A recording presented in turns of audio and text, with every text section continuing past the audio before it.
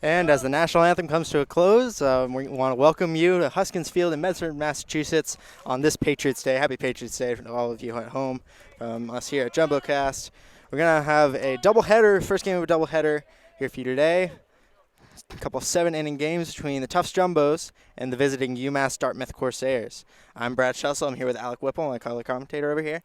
And Alec, what do you expect to see from these two teams here today? Well, just a beautiful Patriots Day here. Great day for baseball. We're looking at a very successful Tufts Jumbos team right now. They took 2 out of 3 from Colby last weekend, and they are number 7 right now in the country. So they are riding a little bit of a hot streak, a few great wins over the past few weeks. And UMass Dartmouth is no pushover. They're 16-11 and 5-1 in conference. So we should expect to see 2 very good, close games today. I think the fact that they're 2 7-inning games means there's not going to be as much fatigue, so expect maybe the starting pitchers to be pushed a little more. The fact that it is a doubleheader, the bullpen will have to be conserved for both of the games, so it will be 2 exciting matchups that we have to look forward to on just a beautiful Monday afternoon here. UMass Dartmouth, of course, coming off a 3-game win streak. The Jumbos 18-3-1 on the season. They're on a 1-game streak, winning that is after some disappointing losses last week. But here they are, 18-3-1. They're one of the most successful teams in the country, as you said. What's led them to this great start? Well, it's just the depth of this Jumbos team cannot. There's really not a major flaw for the Jumbos. Their pitching staff is extremely solid, led by Sparos Varinos, today's pitcher, Brad Marchetti, Rory Ziomek. Apologies for mispronouncing that. Comes in from the bullpen to close out games. We've seen it many times, the combo of good pitching and a deep offense, a patient offense. They'll take their pitches, they'll get on base, and they'll drive runners home. Tommy O'Hara taking this place in the middle of that lineup really has been a force, and some good leadoff hitters in Tom Petrie and Oscar Kutch get on base and set the table for him. So we're about to get started here. We're excited. 14 fun innings of baseball on a great Massachusetts holiday. Stepping into the box, Nate Tellier, number 6, the infielder for the Corsairs. Will be batting from the right side. And here's Brad Marchetti, the pitcher. That one's in there for a strike. Due up for the Corsairs would be Tellier, Ramirez, and Nell in the 1, 2, and 3 spots in their lineup. That one's a little too low and outside. Marchetti this season has a 3.07 ERA, hasn't picked up a win or a loss, but in 14.2 innings, struck out 18, having a nice season so far.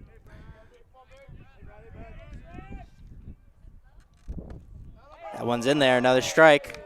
1 and 2 the count. The batter Tellier batting .333 coming into this game, .381 on base percentage. 14 RBIs on the year. That one is inside. Count goes to 2 and 2 now as Tellier dodges out of the way for that one.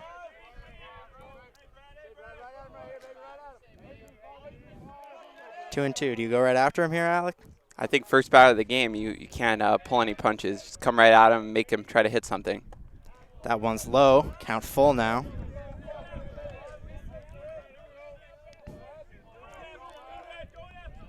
Marchetti probably trying to avoid the leadoff walk, the bane of pitchers everywhere. Never want to start your inning walking the leadoff batter. Tellier trying to work the walk here. Here's Marchetti. That one is a ball, and Tellier will take first to open up the game. Some close pitches there. Marchetti probably thought he might have had strike 3 there, but that's going to go down as ball 4. Leadoff man will be on base. The shortstop, number 3, Eric Ramirez. Saw the catcher Schneff there. The Jumbos go out and calm his pitcher down after that leadoff walk. And here's Eric Ramirez, sophomore, for the Corsairs. Step into the box. Throw over to first. Runner slides back in safely.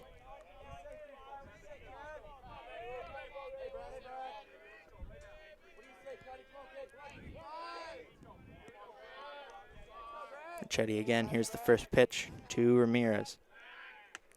Throws over again. This is why the leadoff walk really was not the ideal situation. Now with Tellier on base, he's a thorn in Marchetti's side, something he's got to think about. Tellier leading his team in stolen bases, 17 on the year. And there you go, 17 stolen bases. They know he's a threat to run. As a strike, and they're on the low outside corner. 0-1 to Ramirez now.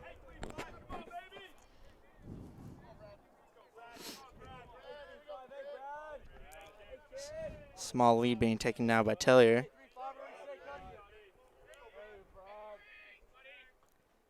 Pitch again, hit out to right field.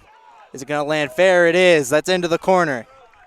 Right fielder tracking it down. Tellier hustling. He's going home. He's going to slide in there and take out the catcher. He is safe. That is a run. Ramirez coming home. He is tagged out. So that was an aggressive play by Ramirez there, trying to go for the extra base, and it cost him. But what a hit. Excellent piece of hitting there. So to credit him with a base hit there, an RBI. As the Corsairs got on the board, it is 1-0. But Ramirez trying to come home. Getting a little greedy there. Yeah, and now there's one out. Second batter of the game, you might want to be a little more conservative, especially with no outs. But they went for it, and they took their chances, and they lost. So, but one run did come in, so good start for the Corsairs. Here's Mike Nell, the freshman, in to bat third for the Corsairs.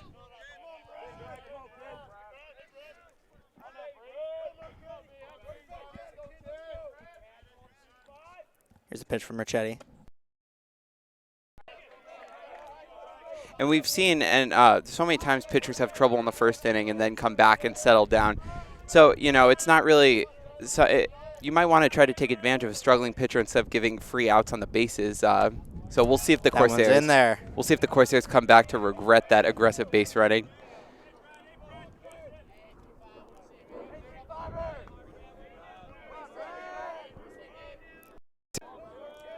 Here's the 1-2, the third hitter. That one's low. 2-2.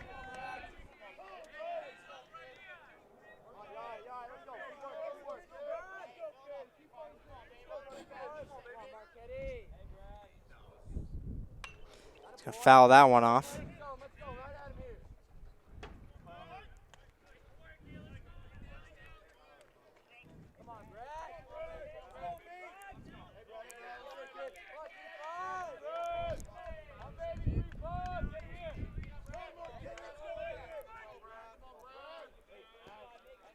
Here we go, Marchetti with 2 strikes to the third hitter.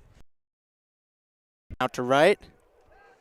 Just got lead on it, and he makes it falling down. Seems nice like catch there. Misread that one a little bit, and got caught. It seemed like he got caught by the sun, but able to make the catch nonetheless and avoid a costly error. Nice catch there by Oster Cooch out in right field. So Taylor Cacciolo, cleanup hitter, and now for the Corsairs. As you can see during these day games, sun always a factor. That ball's going to be in the dirt. 1-0 now. A little bit of wind coming out from right field here. It's a pitch from Marchetti. That one's also in the dirt. 2-0 now. The Schneff will go out to talk to him. So we'll see if Marchetti gets through this inning. It's a good opportunity for him to reset. Only 1 run given up at this point. Certainly no disaster inning, but a little chance to clear his head. He's just got to get through this batter, and he can take a quick break on the bench. That's going to be the third ball of the at-bat. Maybe pitching around the cleanup hitter here.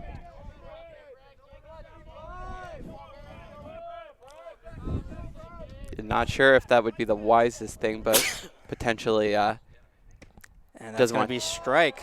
Might not want to take his chances. Aggressive pitch on 3-0. He gets strike in there. Count 3-1 now. Cacciolo, a dangerous hitter, leading the UMass Dartmouth Corsairs with a .436 average, 5 homers, and 27 RBIs. That was going to be a ball. So, and second walk in the inning here as Cacciolo draws it. Indeed, that kind of did look like the old intentional walk. Not trying to intentionally walk him, but not giving him anything he can hit. With a dangerous hitter like Cacciolo, that might have been the wise move. The intentional walk. I like that. The left fielder, number 14, Ezekiel Sanchez. Ezekiel Sanchez is into the box now. Now that the intentional walk's a thing of the past, do we know if they've changed that for the collegiate level, or is it? Not sure about that. I think I'm I trying. would assume they haven't quite caught up with that yet. Seems with, it's just that like trend in the MLB, but maybe in the future we'll see it. it's going to be foul tipped. If you're unaware, in Major League Baseball, intentional walks are now called by a signal from the dugout instead of 4 intentional balls thrown. So, trying to speed up the game.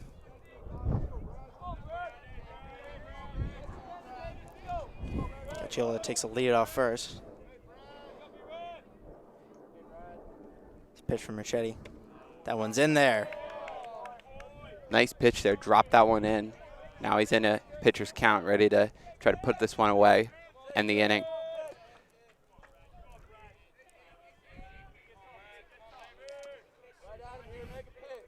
Takes a look at the runner on first, and he throws over. Gachilla slides back in.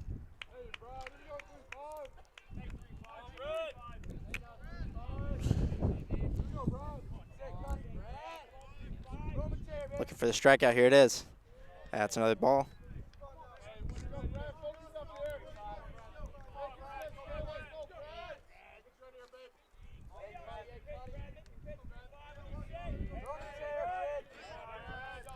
Still 2 strikes. Here's Machete. That one's popped up. Over to center field. And center fielder is under it to end the inning. Run on a hit. 2 walks. No errors for the Jumbos. And they'll come up to bat. And that could have been a lot worse for Brett Marchetti. Some very hard hit balls. The triple that ended up in the base running error being caught at the plate. So definitely myself pretty fortunate to be out of that inning with 1 run. And I think that being on the bench for a little bit will give him a good opportunity to reset, take a mental reset. You know, we've seen the first inning struggles from lots of pitchers throughout baseball at all levels. And, you know, 1 run, he's certainly in a good position to come back out and start, being a little more of the pitcher he has been in the past. Due up for the Jumbos. Got Tom Petrie, Oscar Cooch, and Tommy O'Hara in the 3-hole.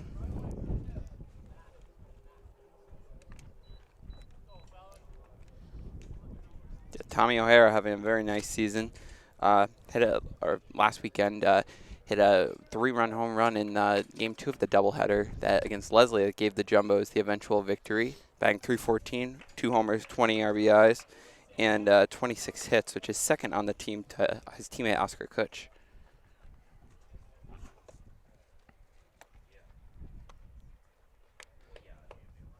And so the key for the Jumbos right now is just trying to come back. You know, it's pretty deflating for a team when they score and then the other team scores, comes right back. You know, the match to the first punch, the rematch. So it's definitely something that can bring a team's spirits up and help out the pitcher, give him a little bit more of a breather than just a 1-2-3 inning. Pitcher for the Corsairs, Matt Coran, number 32, is on the mound. So he'll get ready for his first inning of work.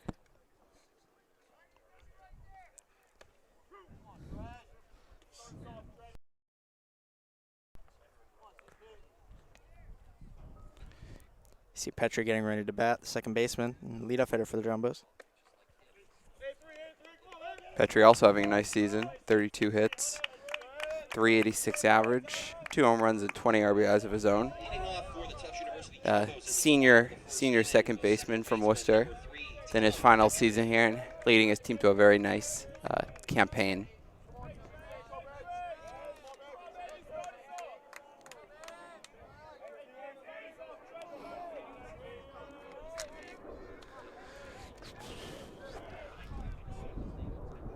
Here's Coran, the lefty. Gets that one in there for a strike.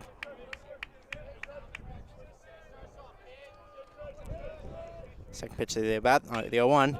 That one's hit out straight away right field. That one's caught for the first out. Nice contact there.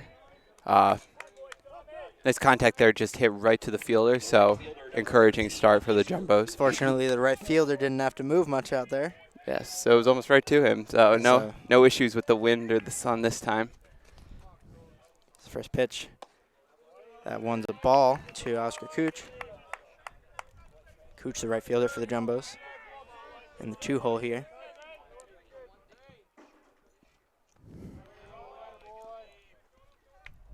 That one's going to be a ball. Quick delivery from Kluran. Make sure to get every pitch off. Keep the momentum. 2-1 now. Yeah, certainly. Some pitchers definitely work better in a quick rhythm, trying to throw off the batter. And we've definitely seen pitchers that are successful like that. The only issue is you don't want to work too fast and, And there's ball 4. Not take enough time on each pitch. Cooch draws the walk there. Tufts got a runner on here in the bottom of the first. Here's the dangerous hitter, Tommy O'Hara, Jr. for the Jumbos. And Petrie and Cooch doing, the table setting this year. Very effective combo at the top of the lineup for the big hitters in the middle. So we'll see if the table will be set and cleared to carry the analogy further. And there's a strike to the 3-hitter. Cram would do well to get ahead of O'Hara here.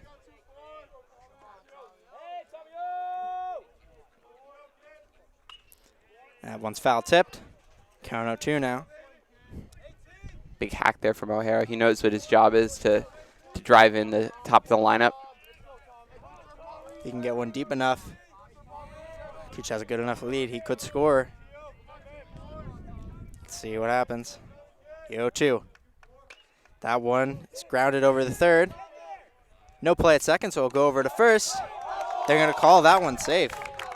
That was nice hustle there from O'Hara. Yeah, O'Hara, not really known for his speed, but he got down the line quickly, and the fielder took quite a bit of time to get rid of that ball, so that contributed to that infield hit. So infield grounder, no chance of the double play, so they go for one and couldn't even get that. So good base running there from the Jumbos. It's almost like because he didn't go for the double play, he thought he had a lot longer than he did. Yeah, credit to O'Hara. He got down the line quickly. So when your 3-hitter is beating out hits for an infield singles, that's it's a good sign for your offense. Nick Falkson, cleanup hitter, and for the Jumbos now. Cran kicks and deals. That one is low for a ball.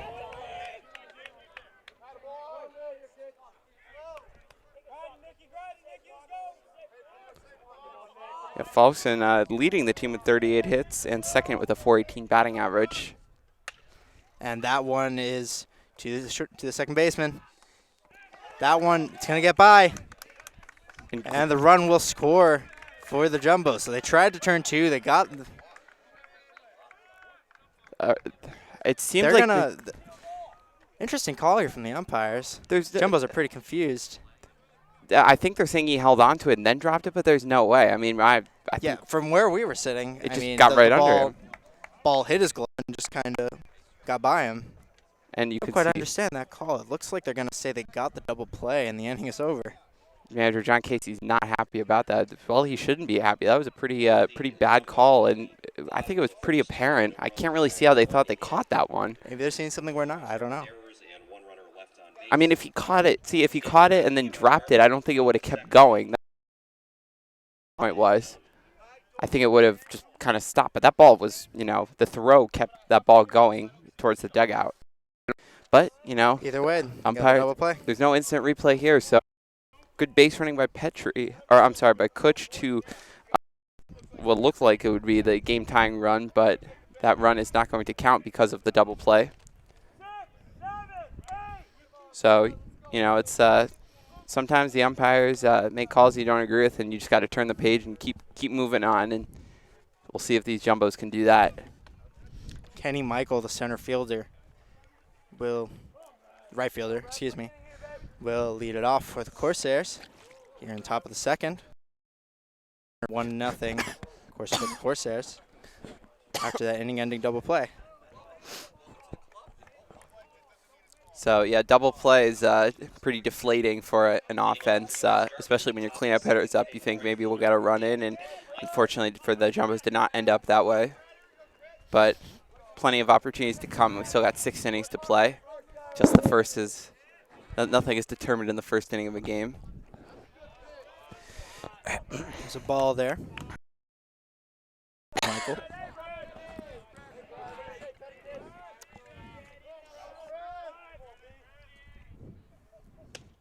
That one's a strike. In there for Marchetti. 1-1 the count now.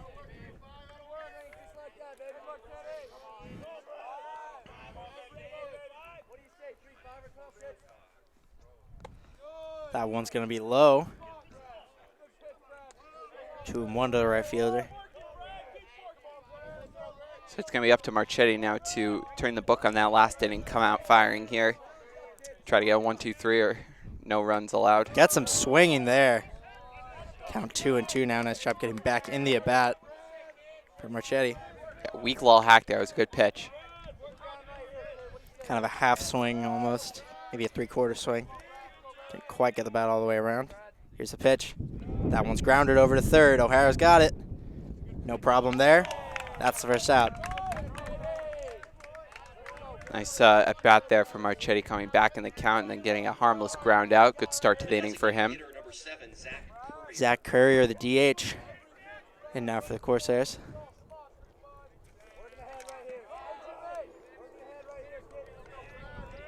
Marchetti looking to get ahead early in the count now. Here's the pitch. That one is, looks like it hit him on the elbow. He's going to take first here. A bit of a mistake there. I don't think Marchetti intended to nick him on the elbow. Yeah, tried to come a little too inside, and he's going to get another runner on first for that one. Going to go out on a limb in there and say it wasn't intentional. It wasn't a, I think you wasn't a hard hit. It kind of tipped No. off him there. No, yeah, I think you might be right. Just a feeling.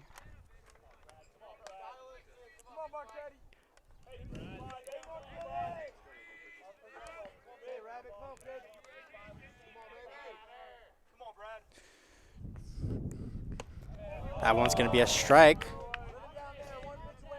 Not sure if that was a call strike or they're saying went around. Looks like he did go around, though. So bottom of the lineup here is going to be important to not let these guys get on base and roll over this Corsairs lineup. Hitter for the Corsairs is Brandon Pullignon as Marchetti steps off there. Making sure that runner's not thinking about anything. As the runner on first takes the lead. Pitch. Looks like that one hit him as well. So Marchetti's command, not its best Losing here his in the control second. a little bit. Just a little. He's going to have a couple of runners on from hit by pitches. Yeah, he was getting himself in a good count there and then ended up just misplacing a pitch. So unfortunate, not what you want from a pitcher. Needless to say, not the way to start out an inning. A little bit of a jam here now, 2 on, 1 out. And number 9 hitter coming up, so big at bat here. Again, you don't want that lineup to roll over. Corsairs have some dangerous hitters at the top. Hitters number 2, Josh O'Neill. Big lead off second as Marchetti will step off. Yeah, these Corsairs look like they're ready to run at any time. See maybe a double steal. Maybe trying to distract the pitcher here. That one's low for a ball. And yeah, I think you might be right. You know, Marchetti has not been as sharp today as before, so any distraction is only going to hurt his focus on the batter at the plate as opposed to the ones on base. I know if I'm the base runner, I'm taking a big lead, even if I'm not thinking about stealing. Oh, and they're going to throw over. Maybe that's a mistake. You know what? That's why I'm up here, not out there on the base pass, because he took a big lead and he paid for it. Yeah, you could see he had a little hitch in his step. It kind of broke towards third when the throw was about to come over and could knock it back. So Corsairs not doing themselves any favors on the bases today. That's their second out recorded on the base paths. Count 1-0 to the 9 hitter. That one's going to be in there. And that's a big play because now you have runner on first and 2 outs as opposed to runner in scoring position, 1 out. So got to force out a couple bases, and might not even have to worry about that if you can get the strikeout here. Count 1-1 to Josh O'Neill. Going to throw over to first here. He's going to try to pick both of them off. Nothing's going on.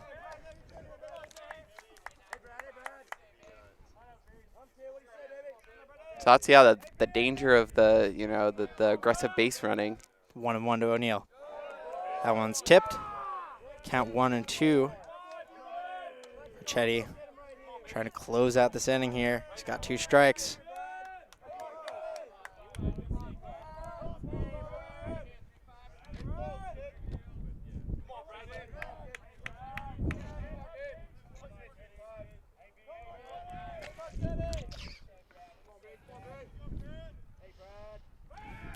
And throw back over to first.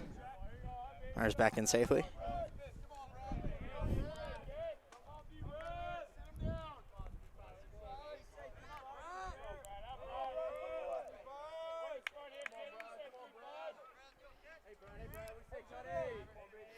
The 1-2.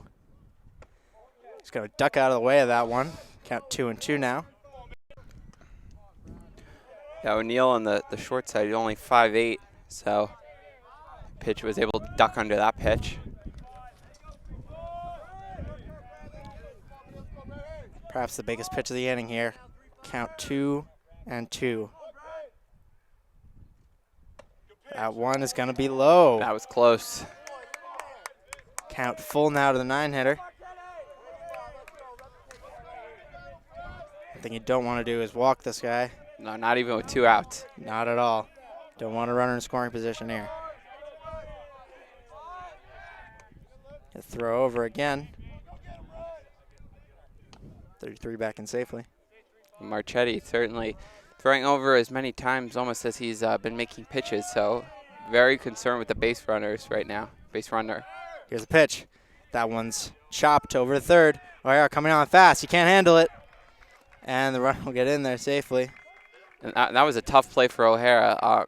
He would have had to make that play on the run, just could not handle it. So I'd like to think that would be scored a base hit and not an error there. I think it would have been close if you had made the throw, so I think you have to give him a base hit, but we'll see how the scorers handle that one. The center fielder, number 6, Nate Tellier. Nate Tellier, the leadoff hitter, drew a walk to open up the game, and for the second time now, here in the second inning. Couple. We'll give him a hit there. Keeping that runner on second now. Tellier walked last inning to open up this game.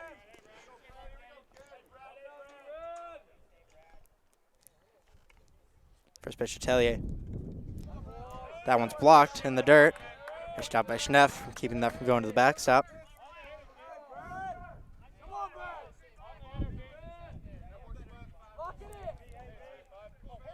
Yeah, when you have runners on base, it becomes much more of a team game. The fielders have to be ready to throw, receive a throw. The catchers have to be ready to prevent a wild pitch and runners advancing. The 1-0 is also in the dirt. 2-0 now to Tellier. So less about the pitcher and the catcher and more about everybody in the field or in the infield and just being ready and present, ready to handle any type of situation that occurs. 2 outs, 2 men on, 2 balls. Here is the pitch. That one is low, ball 3. Some jumbos in the dugout, hands on their head. They thought that looked good. Still the count 3-0. Dangerous situation here. Especially the lineup inching closer and closer to Cacciella coming back up. Very dangerous Trying hitter. not to walk, the bases loaded. Here's the pitch. That one is outside. And a 4th ball.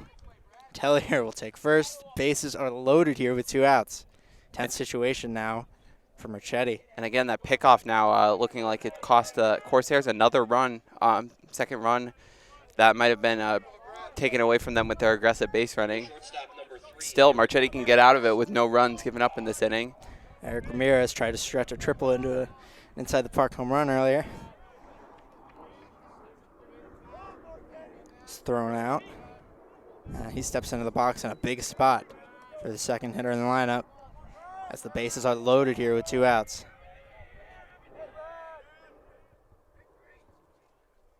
That is tipped. It's going to go foul.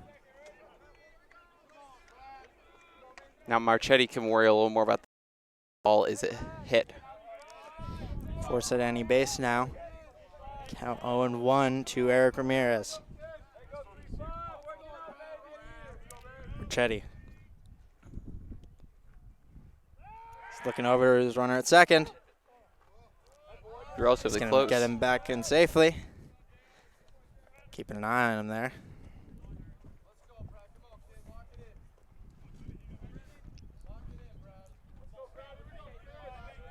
Count still 0-1 to Ramirez.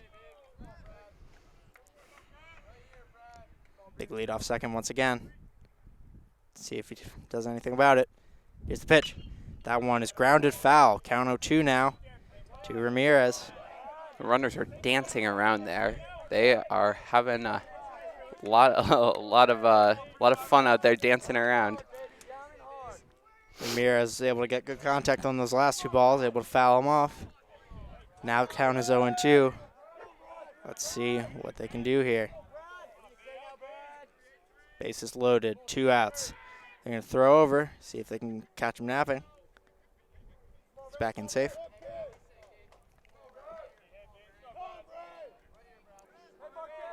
Well, cat and mouse game. Obviously, running from second, trying to lead, so he could score on a single.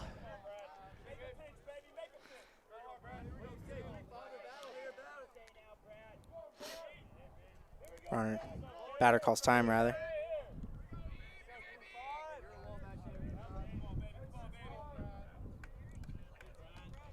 Ramirez looking to put some more runs on the board. Bases loaded, 2 outs. 0-2. Here it is. That one is low. Count 1-2 now. Yeah, Marchetti making some good pitches. The batters are just not biting, so Yeah, strategy is pretty good. Nice little breaking pitch there, dropping out of the zone, but drops too low. Count 1-2 now. The 2-hitter for the Corsairs. Bases are loaded. Here's the pitch. And he swings and misses. Strikeout from Marchetti to strand the bases loaded. And he keeps the Corsairs off the board here. Big hack there, trying to drive that one, and he just swung, and all he got was air. Big pitch there from Marchetti. So a few walks. Single hit. 3 men left on. No errors for the Jumbos, and no runs, thankfully. Yep. If you're Brad Marchetti. You've danced with the devil a few times in the first 2 innings. And just returning to the aggressive base running, you know, we've seen successful teams in the majors. Comes to mind the Baltimore Orioles play very station-to-station baseball. You know, not a lot of stolen bases, not a lot of aggressive base running, and a very successful team. And you know, you can see the drawbacks to it, the aggressive base running. You know, it might help you get a few extra runs, but it can easily cost you. It's cost the Corsairs here thus far 2 times. So we'll see if that continues in the later innings or if they tone it down a bit. Jumbos will come up to bat now in the bottom of the second.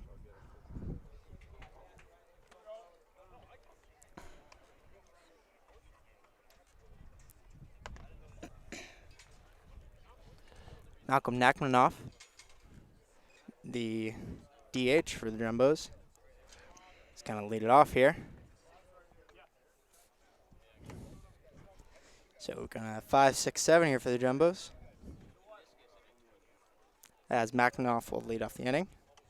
2 up after him. Casey Santos Ocampo. And we're going to have Harry Brown, the left fielder, batting third in the inning. You could see manager John Casey heading out between innings to talk to the umpire. Probably has not been thrilled with a few of these calls thus far. So nothing he can really do, just letting his emotions be heard. See if that, maybe he'll get a call or 2 down the line as a little way of payback if the umpire knows that he messed up. Here's Nachmanoff now, the DH.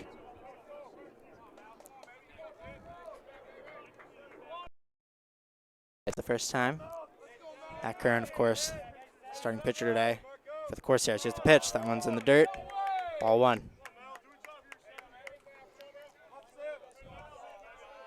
The clouds burning off here. Now a little bit of a stronger sun. It's some nice weather over the weekend in Boston. Gotten up to the high 80s.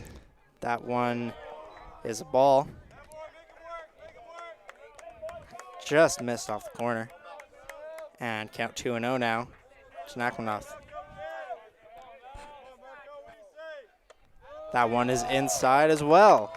Count 3-0 now. Good eye here for the Jumbos DH. If the Jumbos can get a leadoff walk of their own, it'd be a good start to their inning. Try not to walk him. Here it is. That one's going to be low. A walk on 4 pitches here for the Jumbos to start the inning. Good eye there from Macnoff, not trying to be too aggressive and just trying to get the runner on and keep the line going for Santos Ocampo. Here's Santos Ocampo, the center fielder for the Jumbos. Hails from Naples, Florida.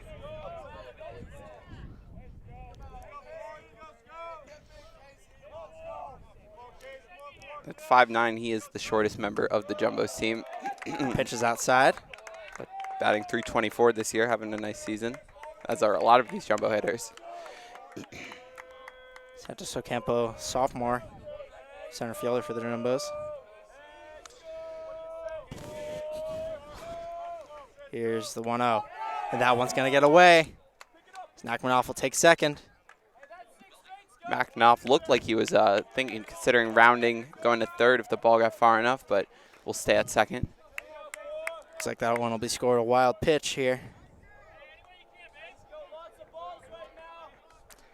6 balls in a row here for Curran. As Corsairs coach will come out and have a word with him. Yeah, and both these pitchers have shown command issues at different points in the game. And, it's after a long weekend of baseball, hot sun on a Monday afternoon. It's easy to, just kind of lose the zone for a little bit, get worn down by the heat. But, if whichever pitcher locks in quicker is going to probably find himself on the winning end today, as it seems like pitcher performance is going to make a big difference in this one. Both the offenses are doing relatively well.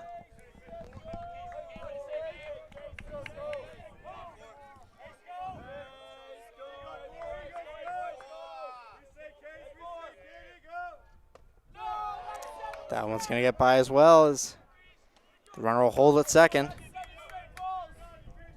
Count 3-0 now, Santos Ocampo.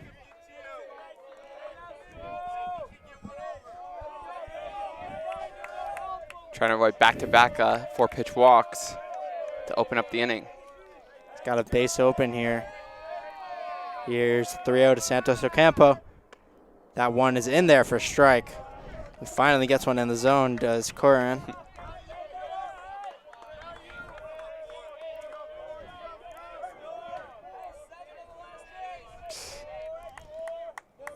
Jumbo's bench letting Curran have it for his poor command this inning. That one's in there as well. Count full now. Good job getting back in there for Curran.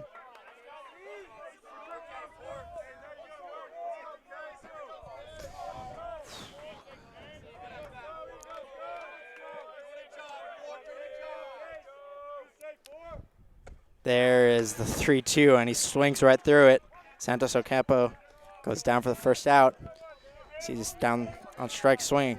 And a great at bat there for Curran. Got him down 3-0 and was about to, hadn't thrown a strike and just came back 1-2-3, put him away. So that's what you need from a pitcher. Just just some quick outs and trying not to run into these long counts. We'll see if Curran has a better luck in the coming batters. First pitch here, as that is hit out to right field. It's going to be caught.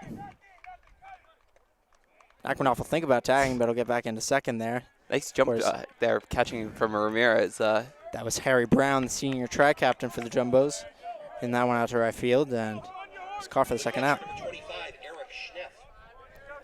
Eric Schneff, catcher for the Jumbos, is in now.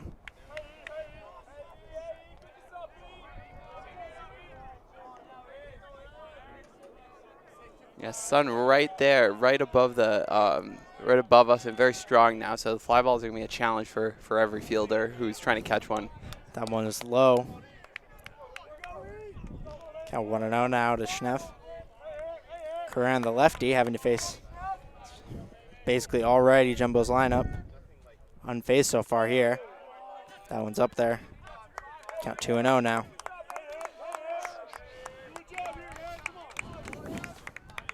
Yeah, 2-0 count now. Curran in another dangerous count. We'll see if he can get out of this inning. 2-0 to Schneff. Here it is. Fouls that one off. It's going to go into the parking lot. Hopefully no one's car gets hit by that one. Count 2-1 now to Schneff. Yeah, good swing there by Schneff and make good contact. Just could not get around on it quick enough. So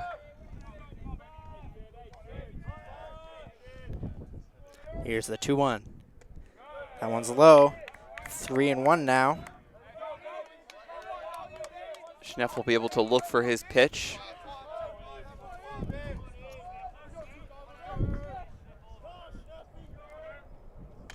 That one's grounded up the middle. Second baseman's got it and gets it over to first as the side is retired. For the Jumbos in the bottom of the second inning, no runs, no hits, and no UMass Dartmouth errors. So an uneventful inning there for the Jumbos. Walking a wild pitch, but could not bring anyone around. And still not on the board here. Score is still 1-0 in favor of the UMass Dartmouth Corsairs. Dartmouth having a lot more success so far against Marchetti, but 1-0, you know, still one-run game. It's not as many runs as they should have had. The base running mistakes have cost them a little bit. We'll see if the Jumbos can capitalize down the line. At the middle of the order coming up to bat here for the Corsairs.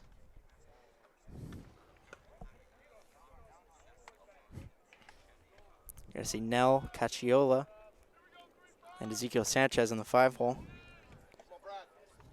Marchetti lucky to face Cacciola in what would be a much easier situation. Even if a runner gets on, you know, better than bases loaded. Cacciola, a very dangerous hitter. You could see by the way Marchetti approached him in the first inning that he was not having any, he didn't want any part in facing him. And we'll see if the strategy continues that way or if he shakes it up a little bit.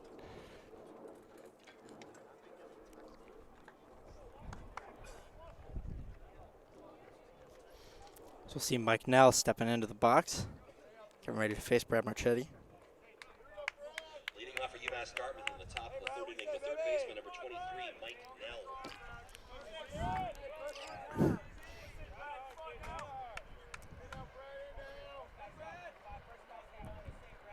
Marchetti, here's the first pitch. That one's low for a ball. Count 1. Yeah, Marchetti wants a quick inning at some point, you know, so they don't have to go to the bullpen any earlier than need be. That one's high. Another ball there. Schneff now trying to avoid a repeat of the past 2 innings. Count 2-0 now. First couple innings, 2 hits for the UMass Dartmouth Corsairs, and 1 run, as opposed to no runs yet for the Jumbos, all on 1 hit. Here's the 2-0. Outside. Inside, rather, excuse me. That is 3-0 now to the third hitter. Marchetti hit two batters last inning. He probably doesn't want to do that again, so be a little careful pitching inside. That one is low, they're going to say. And another 4-pitch walk here. Marchetti losing his command, perhaps. The first baseman, number 22, Marchetti is dancing in and out of trouble all day. Now he's got another situation here. Cacciola, very good hitter. It'll be key to see if he can get ahead of him here or if he'll fall behind again. And then Cacciola can really go to town. So I'm going to throw it over to first. Runner's back in. Taylor Cacciola is in now. The senior. Cleanup hitter for Corsairs. That one's inside. Once again, 1-0.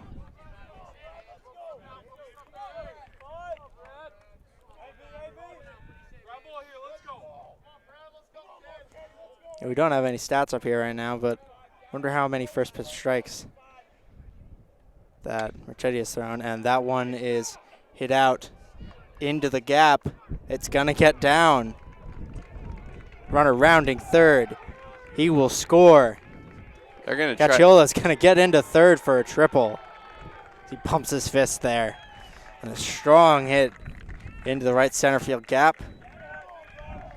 Score is now 2-0 in favor of the Corsairs. And we kept saying Cacciola, dangerous hitter. He drove that pitch. It's pretty much as deep as you can go in this park without hitting it out, and rolled all the way to the wall by the 410 sign. That was a big league hit.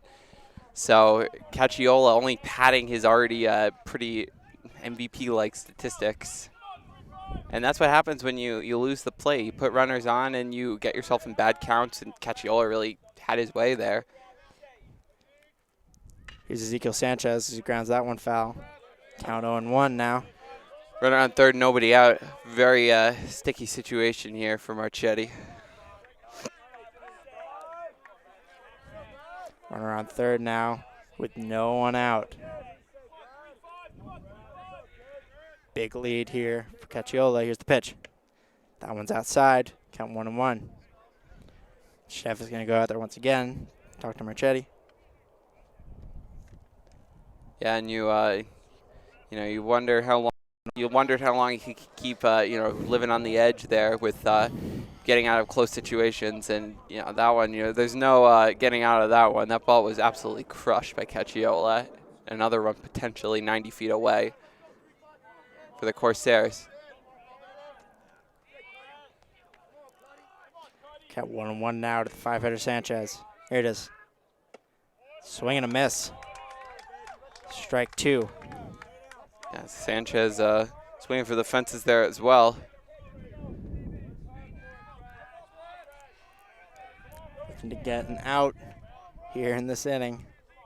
Here's the 1-2 to Ezekiel Sanchez. That one's in the dirt. Low for a ball. Count 2-2 now.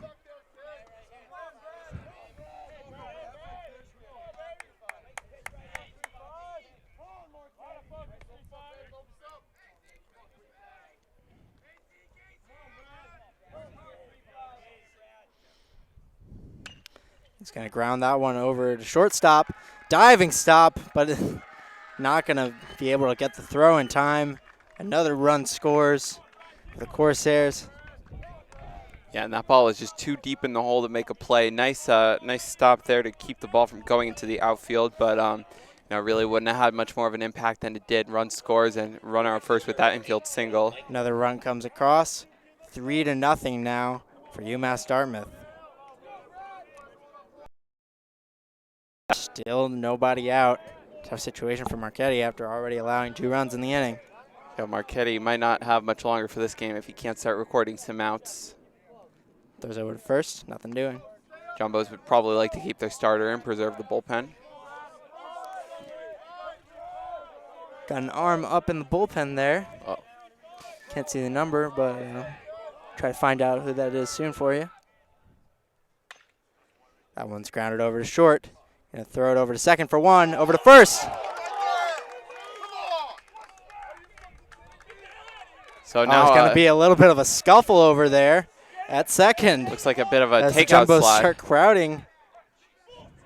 Yeah, no, a helmet just Still thrown. some pushing as the coach is holding their players back.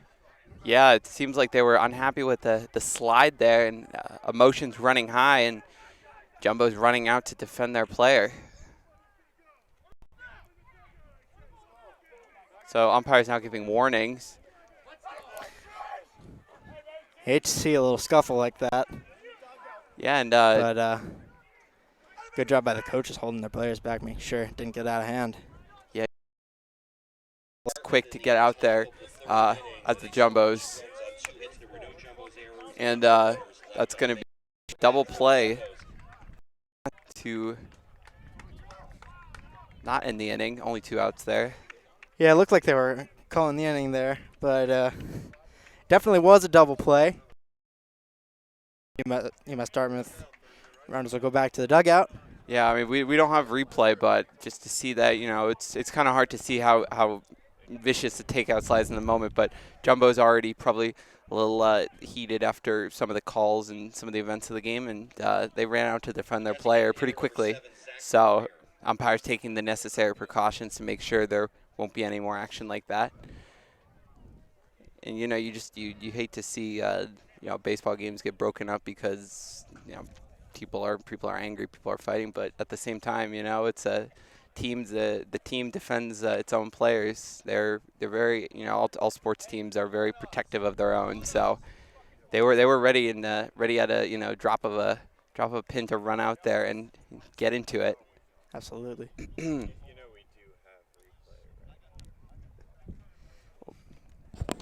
See it. Yes, but the folks at home probably don't know what you're saying. They're looking at a replay, and you're saying we don't have it. Okay.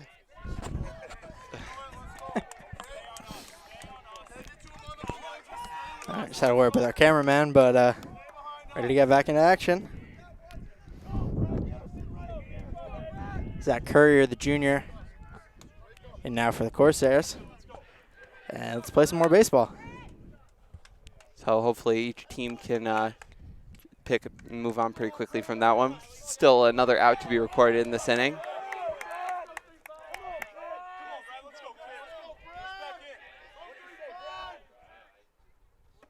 That one high and inside. Ball one.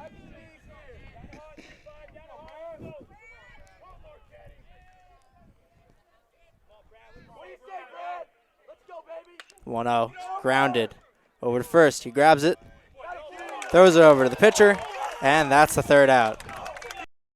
Nice backhanded play there. That one and end the inning, and you see the Jumbos are now fired up. A little extra motivation here to get out and start swinging the bats.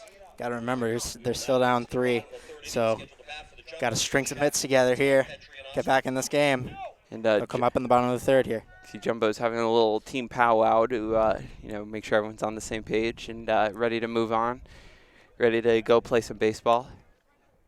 So, 2 runs given up in that inning. It's the best thing for a team.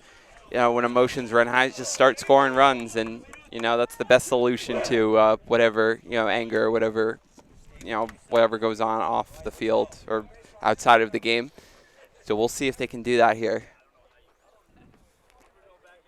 Saw Sparrows Farinas there, the ace pitcher for the Jumbos and the senior captain, having a word with his team there, trying to get their heads back in the game. And that's one of the essential functions of a team leader. Making sure that his team isn't getting emotions aren't running too high to cool everyone down, but to say we're all in this together, ready to go, and we're ready to attack this as a group with Absolutely. our bats. The best way they can respond is with the bats. Absolutely.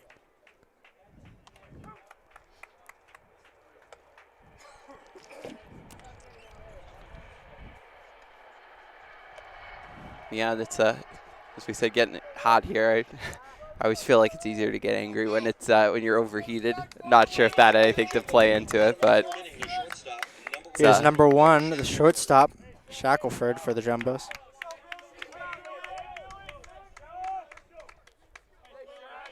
Will Shackelford, sophomore shortstop for the Jumbos. Number 9 hitter, so lineup pull. Fielders are deep here. Square up to bunt, but that's a ball and pull it back.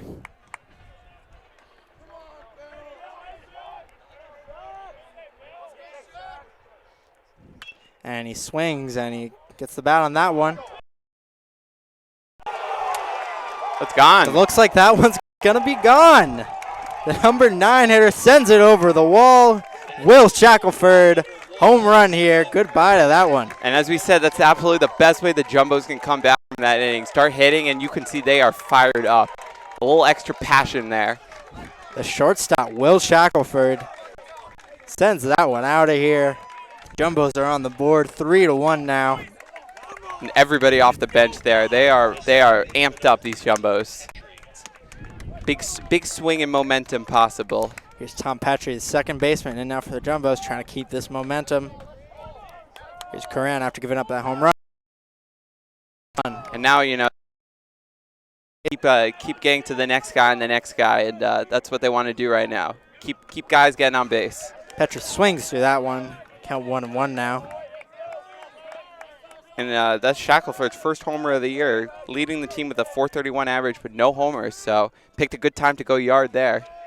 He's going to hold that swing back as that's count 2-1 now.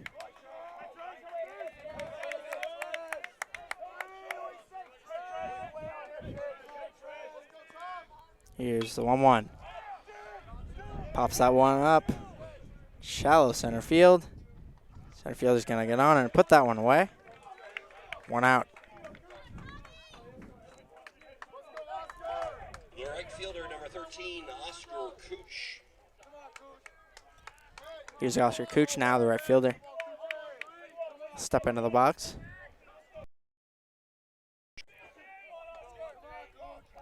Cooch, of course, batting on the left side here. Against this lefty pitcher. Walked his first time up at the plate back in the first inning. Coran kicks and deals. He's going to bunt that one. It's going to go foul. Jumbo's adding a little aggression of their own, trying to get on base via the bunt. Could not get it down there.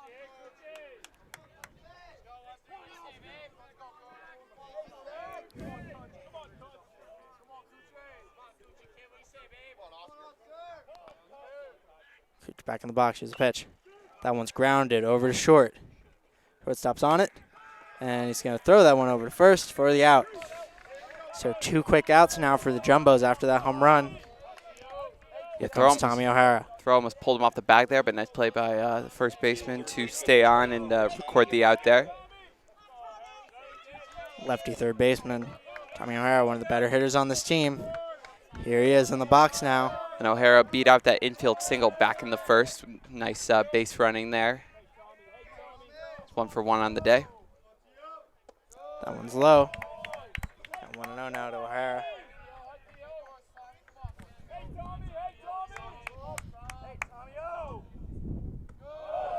That ball is low and outside. Count 2-0. Good hitters count now for O'Hara. O'Hara, one of the more patient hitters in the Jumbos, so he'll be very selective here. 2-0 count. O'Hara bangs that one out to left field. Left fielder's under it, and there's the third out. So a run on the home run for Will Shackelford. For the Corsairs. And that was a big home run. Although only a solo home run, Jumbo's still down 2. Jumbo is very amped up by that, and you can feel the emotions kind of shift. A little lackadaisical in the first few innings. Now they are here and ready to play. And you don't really know what kind of result. It's certainly a good a start as any to making up this now 2-run deficit. And yeah, you could see they were really fired up after that home run. So, one of the emotions on a baseball field, certainly always running high. And it's fun to see teams get excited after big hits. Yeah, you can tell me if I'm seeing this right, but the new pitcher out there for the Jumbos, looks like his name is Elias Varinos. He's a freshman, might be the younger brother of, or some sort of relative of Spiros Varinos. Yeah, Marchetti, after 3 up and down innings, will be replaced here. So, 3 runs isn't the end of the world. Didn't exactly have the best command. Got out of some big situations, and it certainly could have been a lot worse than 3 runs given up. So now the Jumbos will turn to the bullpen for the final 4 innings of this game. Your attention, please. Now pitching for the Tufts University Jumbo. We'll see Elias Varinos now. Elias, rather, excuse me. He's had 2 innings of work this year.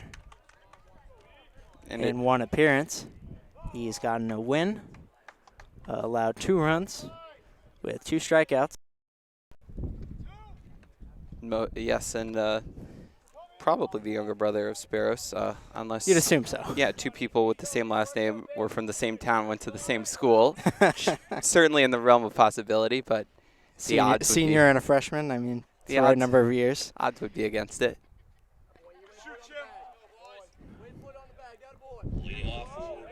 Elias here in his 2nd appearance of the season. See if he can keep the Corsairs off the board.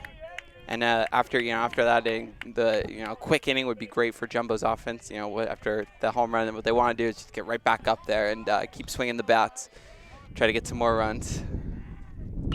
That one is popped up over towards third. O'Hara is under it, and he makes the catch. First out, so 1 out on 1 pitch here for Elias Varinos. Yeah, I don't think there were any one-pitch at-bats in the first 3 innings for either pitcher. Some long at-bats and some long half innings.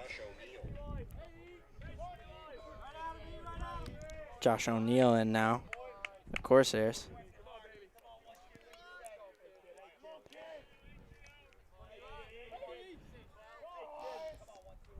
Here's the first pitch from Varinos. And that one's a strike. Count 0-1 now to O'Neill.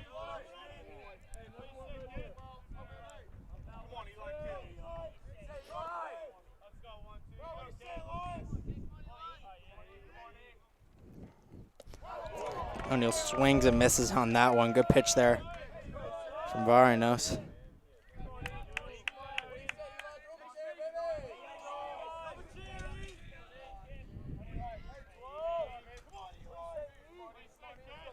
Oh, and 2 count here. Varinos trying to work quickly.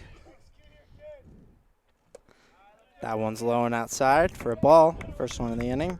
Count 1-2.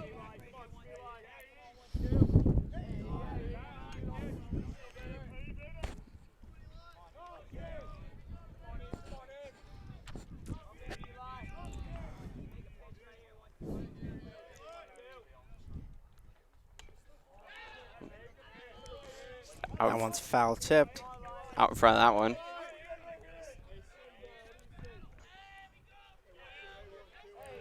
Had him off balance there, so do it again.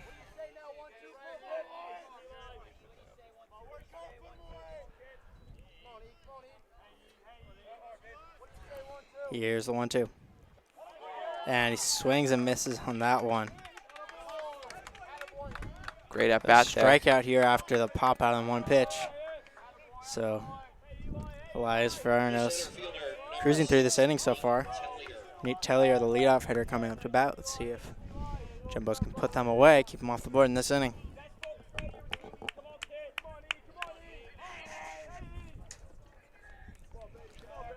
Tellier thus far has walked twice.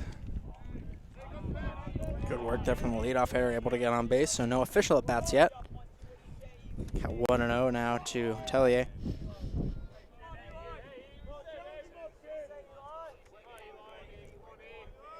Tellier is ready to 1-0. Hits that one out to left field and deep. Right by the warning track. They're going to make the catch. And the inning is over. Quick inning for Elias Varinos. Finally, first 1-2-3 inning of the game for the Jumbos. No walks, no hits, no nothing. So they'll be back at the plate, ready to hit again. Now we're halfway through this 7-inning game. So, yeah, my question is, what's the 7th inning stretch if it's a 7-inning game? Yeah, I mean, it's the end of the game. Feels like it's moving pretty fast. Maybe 2-run lead here for the Corsairs. They got to feel pretty good about that. But Jumbos have the momentum right now. They hit a home run in the last inning. And 1-2-3, and current pitching pretty well. Jumbos have 12 outs left to try to make up this 2-run deficit. Malcolm Nachmanoff will lead it off again here for the Jumbos. Against Matt Coran, still out there on the mound. See what he can do to hold this lead. Yeah, Coran, after had been working pretty well and has been working pretty well, even despite the Shackelford home run, able to retire 3 in a row after that. So hasn't found himself in too much trouble today.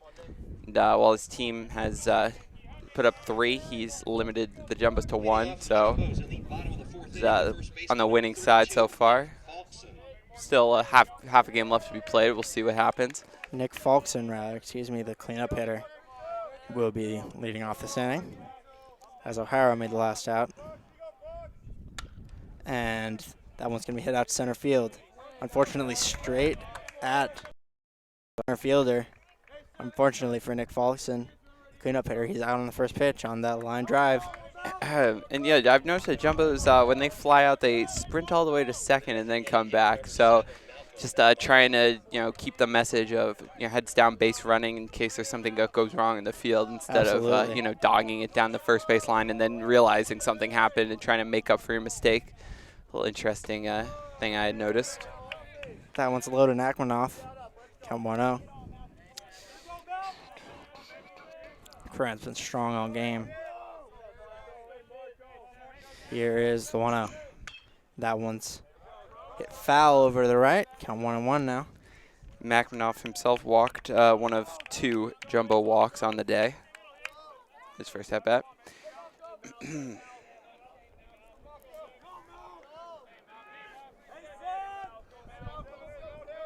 1-1 for Curran. Here's the pitch. That one's low and outside for a ball.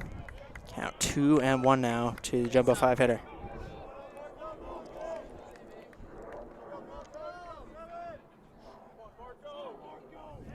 Here's the 2-1. Low and inside. 3-1. Good eye there from Nachmanoff. Drew a 4-pitch walk in his last attempt. So we'll see if he can draw another walk here. Here's the pitch. And that one's low. So 2 base on balls on the day for Nachmanoff. Here's Casey Santos Ocampo. Sophomore will step into the box. Ready to hit with 1 out and 1 on with the runner on first. Yeah, he struck out his first time up, and he'll be looking to put the ball in play this time.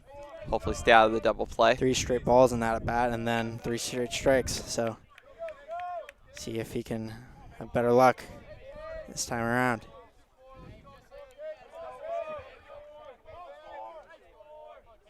Here's the pitch from Curran. That one's high. 1-0. Yeah, Curran again with these 2 had lost his command the previous time. Has having a little trouble finding the zone in the part 2. The rematch with these 2 batters here. Here's the pitch. That one's foul tipped. Back into the parking lot once again. Count 1-1 now to Santos Ocampo.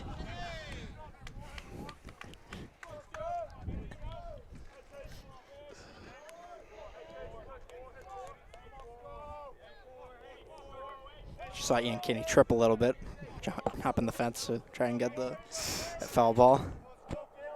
Here's the pitch from Curran. That one's fouled off as well.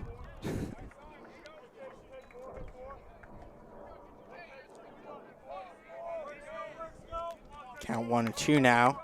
Santos Ocampo trying to avoid second strikeout of the game. Curran trying to put him away for the second out of the inning.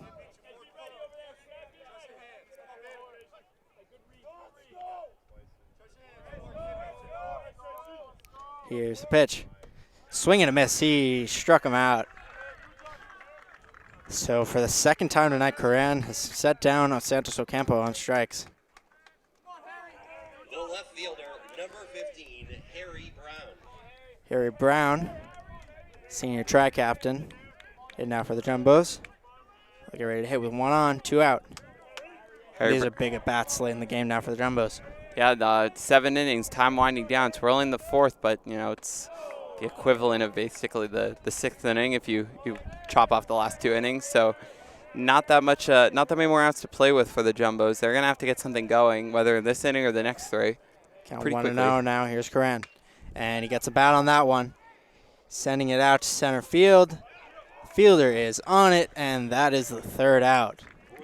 Yeah, that ball almost went over the center fielder's head, but able to get back on it in time, put the glove up, and a little bit of an off-balance catch, but recorded the out nonetheless. And through 4 innings now, it's still 3-1 Corsairs.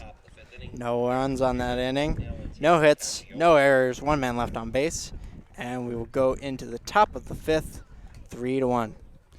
Yeah, so Jumbo's not having a banner inning there on offense. The Nachmanoff walk was wasted by the strikeout and the flyout.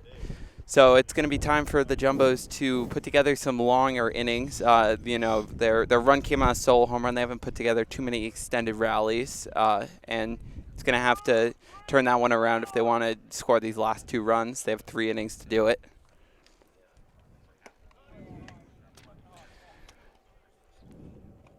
And, yeah, give credit to UMass Dartmouth. They've looked pretty good so far. You know, the base running mistakes have cost them a little bit, but they made up for it with the 2 extra runs provided by Cacciola's triple. And Curran's pitched himself a solid game. 4 innings of 1-run ball with potentially more to come. Doesn't seem like he was close to finishing.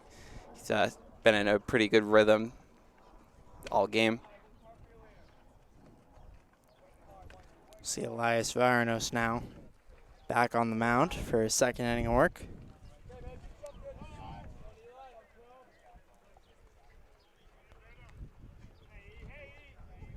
Leading off for UMass Dartmouth in the top of the 5th inning, the shortstop, number 3, Eric Ramirez. Eric Ramirez, the 2-hitter in the Corsairs lineup, will step up to bat. Ramirez, as you remember, tried to stretch that triple into a inside the park home run, got thrown out in the 1st inning, and then struck out in the 3rd inning. We get his 3rd at bat here on the 5th. Here's the first pitch. That one is inside for a ball.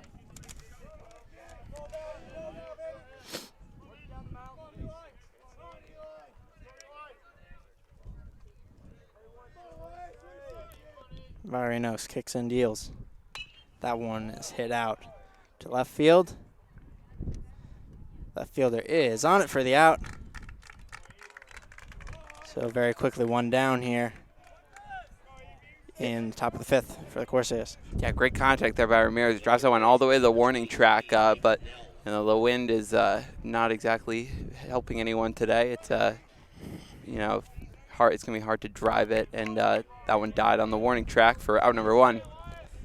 Mike Nell, the 3-hitter, dangerous hitter, and now for the UMass Dartmouth Corsairs. Here's the pitch.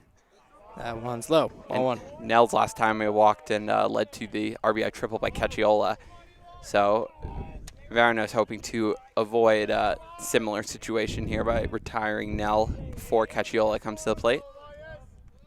Here's the pitch. That one's swinging. Strike 1. Count 1-1 now.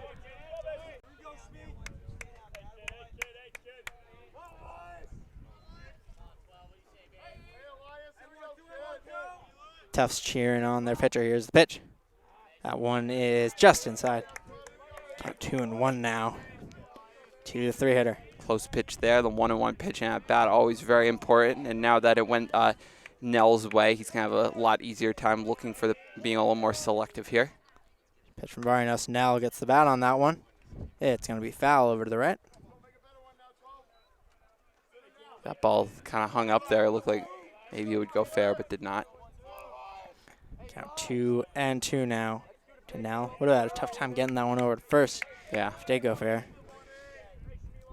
Run a tough play, but it was foul.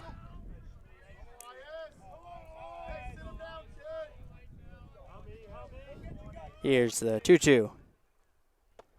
That one is in there. He struck him out. Great pitch there from Varanos. Nell did not like the call there. He thought it might have been inside. Yeah, that's exactly what you need to do there. Just drop it. Varanos had his options available and just froze Nell there with a little breaking ball. Cacciola will step in now after a triple in his last at bat. That one is in there. Looks like it might have been low, but called strike. And yeah, we've seen a lot more aggression from Varanos than we had from Marchetti. So Varanos trying to take a different strategy with Cacciola and attack rather than pitch around. We'll see if it's successful. That one's in the dirt. Count 1-1 now to the 4-hitter.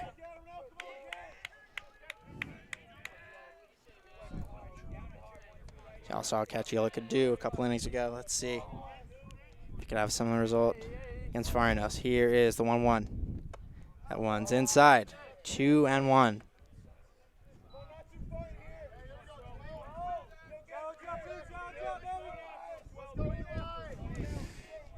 Two and one count. Hitters count. Cacciola will have his selectivity available. And he drives that one out to center field. It'll get down towards the wall as center fielder misplays it there. He'll get into second on 2-out double. Good hitting there. Cacciola. Yeah, nice play there to by center fielder, recover it. Could have easily skipped past him, gone for more bases, but able to make a good play, keep with it. And yeah, I mean, what are you going to do? You know, Cacciola's a really good hitter. Sometimes you just got to tip your cap and move on to the next guy.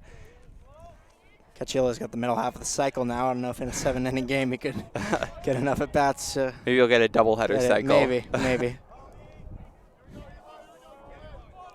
Here's Ezekiel Sanchez now. He'll step in with a runner in scoring position and 2 out. That one's in there, strike 1.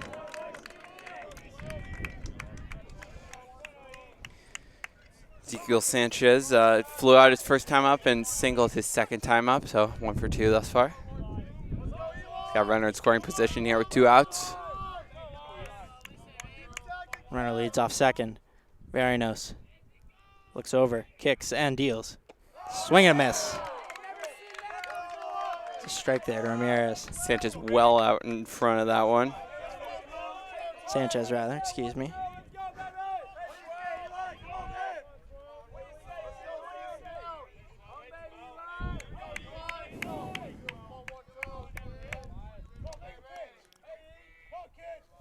One strike pitch, Sanchez. Swings and misses on that one.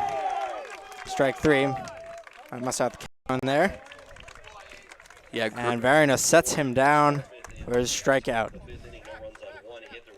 Yeah, Varinos having a very effective 2 innings so far. What have you noticed from him that really has served him well?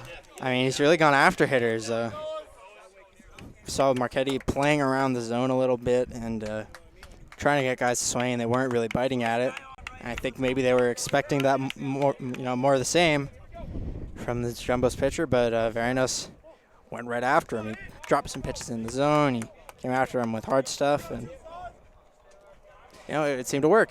Yeah, I mean, he's definitely been very effective so far. What are you going to do? Sometimes you lose on the double to Cacchiola.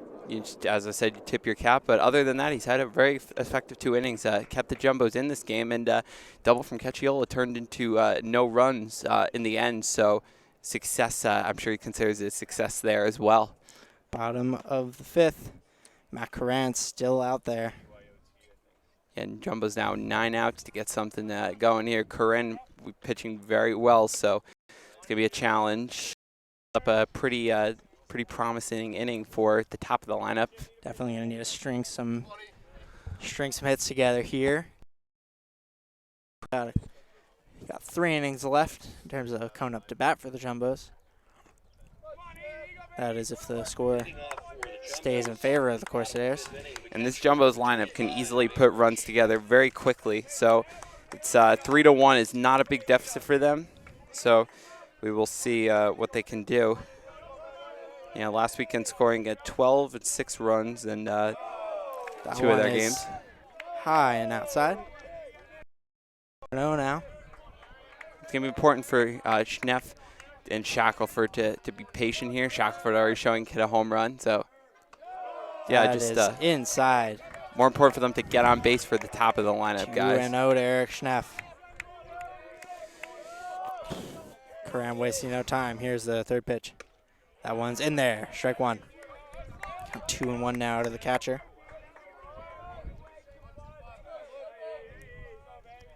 Here's the 2-1 to Schneff. And he fouls that one off. 2 strikes now on him. Count 2-2. See what Schneff can do here in this tough count.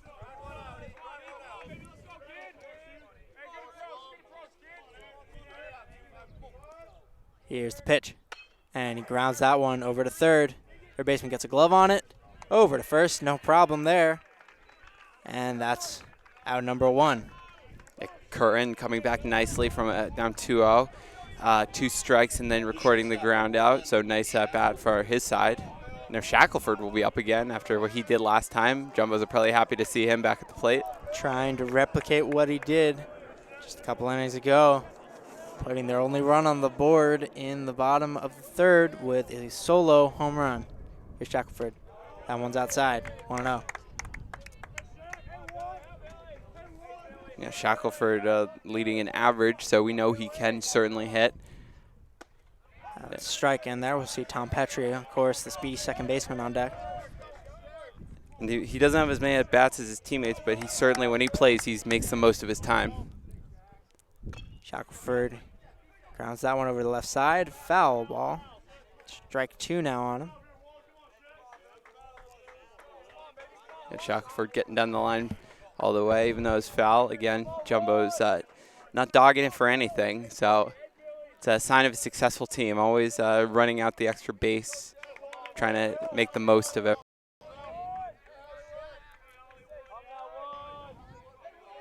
Here's the 1 and 2 now to Will Shackelford. That is outside. 2 and 2.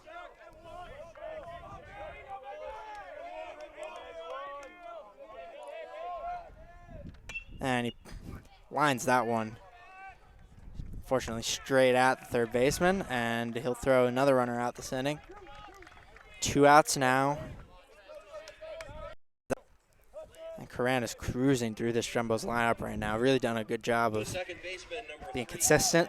Yeah, only hits he's allowed at the only 2 hits allowed in the game. One of them being the solo home run. And the solo home run and the Tommy O'Hara infield single. So really only one hard hit ball out of the infield.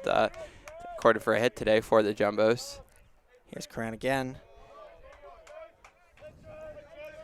Petrie with 2 flyouts thus far on the day, 0 for 2. Here's the 1-0 to the Jumbo second baseman. That one is high. Count 2-0. See if Petrie can draw another walk here.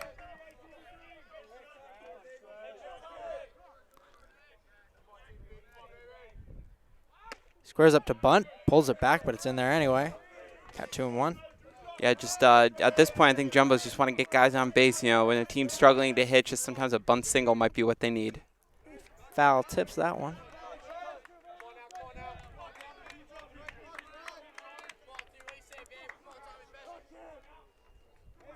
Count 2-2 now. Here's the pitch. Fouls that one off as well.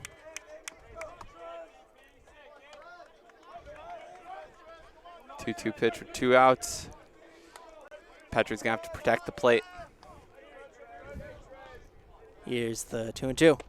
That one looked low, but Looked it's a going to little call low. it a strike. And Coran will get out of the inning unscathed. Not a single hit by the Jumbos.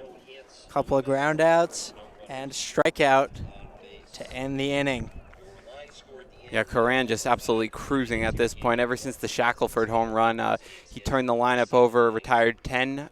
Sorry, not 10 in a row. He did walk Nachman off. But aside from that, had retired every other batter he had faced. So very good pitching for him after that home run.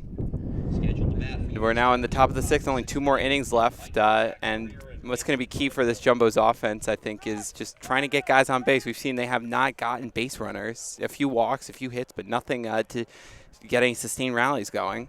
Absolutely. They're going to need to string some hits together if they want to put some runs on the board. We'll see. Elias Varinos now in his longest appearance of the season, going into his 3rd inning of work. And Varinos seems to have figured out the key to pitching to this Corsairs lineup, so we'll see if he can keep it going. And you can see wind's picked up a little bit. Clouds are moving in, so a little cooler here than a few innings ago. The Jumbos want to get back into this game. If they want to make it a competition, their pitching is going to have to be flawless, and that's going to fall on the freshman here, Elias Varinos.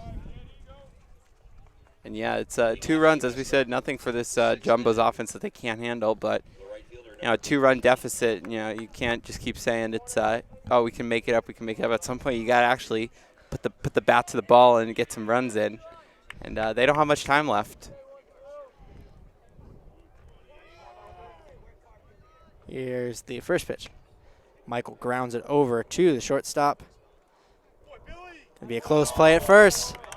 They will call him out. So a nice scoop there by Nick Falkson over at first. Save an error and record the out. Yeah, it was turned into a little bit of a tougher play than originally looked like, but nice pick there, and that's going to be out number 1.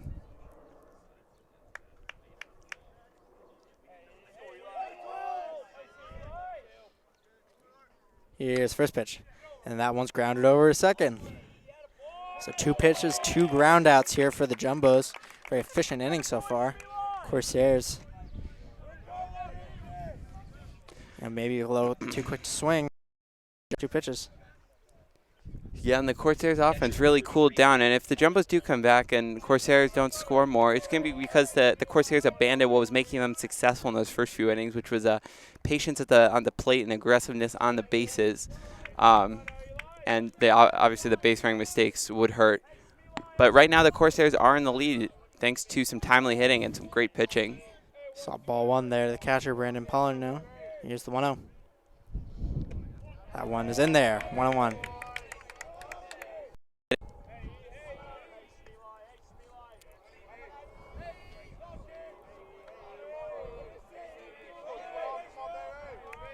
Jumbo's team getting loud here. Here's the 1-1. Grounds that over to shortstop once again. Let's see if they can get him, and he is out. So very efficient inning. 4 or 5 pitches total to get those 3 outs. Yeah, and that's what the Jumbos pitching really was lacking, those quick innings at first, and that's where Marchetti ran into some trouble. It's where Veranos has really succeeded thus far, and 3 innings down, possibly could just finish out this game. The Jumbos are going to need to come back to make him the winning pitcher. Jumbo's having another team meeting here. Veranos' older brother, Spiros, of course the captain for this Jumbos team, pumping them up once again. Yeah, and Spiros Veranos, the unquestioned ace of this Jumbos team, really respected by everybody. And, when you have one guy who can just come in and say something, some pump-up message or some motivational message, and everybody's just completely sold, they're bought in, that the guy's got a lot of respect from his peers. Absolutely. So every team needs a leader like that, and Spiros is this Jumbos leader. His brother is the leader on the mound so far today. So 6 outs left for the Jumbos to come back here. We're going to see the big lefty, Matt Curran, out on the mound once again. Yeah, he is going to come out for his 6th inning of work. Very impressive performance today. Yeah, especially in a doubleheader. Curran saving the Corsairs bullpen some innings. And, we have another game left to be played here after this one. So everybody will most likely be pretty fresh, unless Curran falls apart. Quality starts so far here.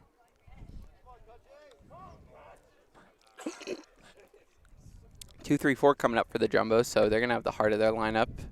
And this might be their best chance to, close this gap with the heart of your lineup coming up. And probably easier than the bottom of the lineup, although Jumbos do feature a very deep lineup. When your 9th hitter is batting .431, you have a pretty good offense, I think. Leading off for the Jumbos in the bottom of the 6th inning. So here comes Oscar Kutch. He's walked and grounded out thus far.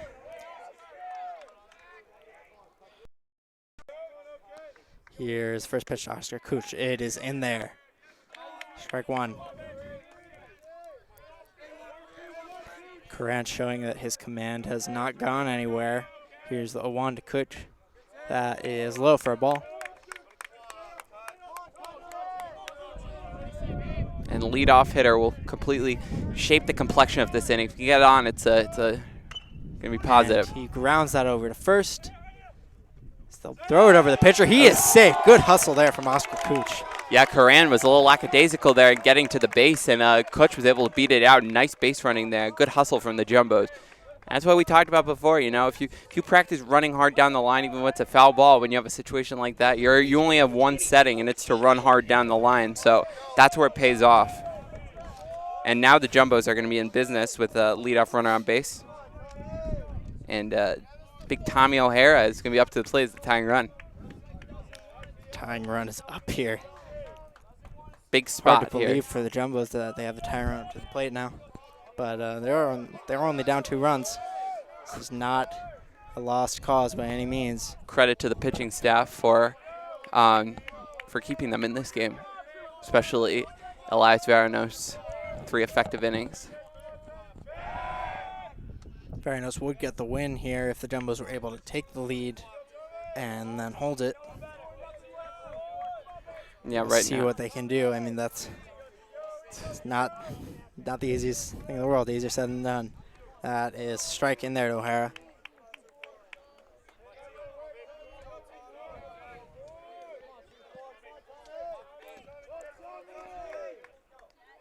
Here's a pitch from Curran. Grounds that one right at the pitcher. He's going to try to throw to second. They're going to say he was out. I don't know about that one. It looked like he might have stayed on, but, it's hard to see from up here. And they're saying he did stretch far enough, and he stayed on the bag to record the first out. So heads-up play from Curran there, getting the lead runner at second. That'll be a fielder's choice. Bad angle maybe for us there. A little hard to see whether the slide was in time, but umpire had a better view, and he makes the call, and he said it was out. Here's Nick Falkson, the cleanup hitter now. He's got his third hitter, Tommy O'Hara, on first base with one out. Here's the first pitch. That is low for a ball.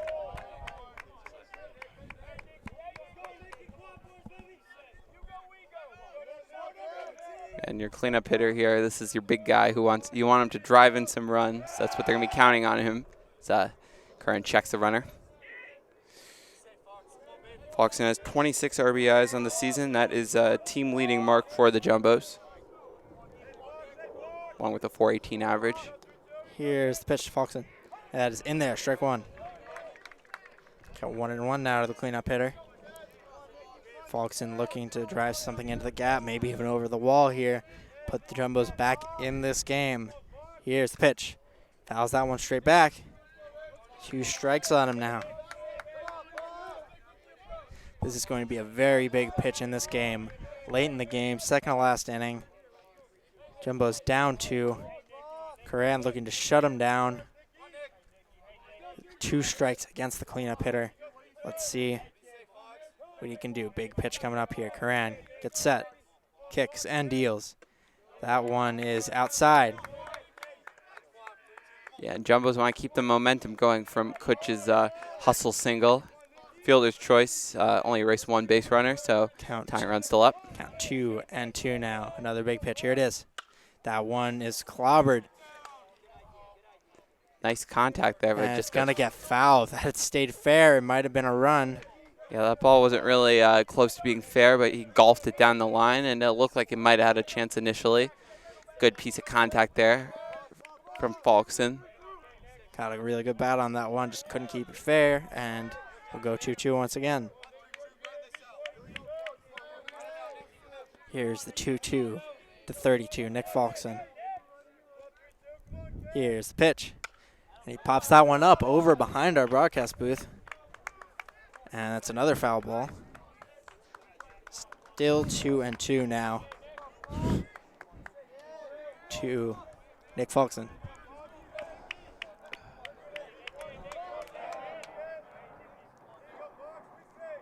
And he gets a bat on that one. Sends it out to center field.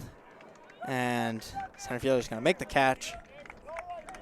And Falkson is out on fly out. Falkson not having a great day so far. 0 for 3 with a double play and 2 flyouts. So not what you want from your cleanup hitter. Jumbo still have a chance to drive home a run here.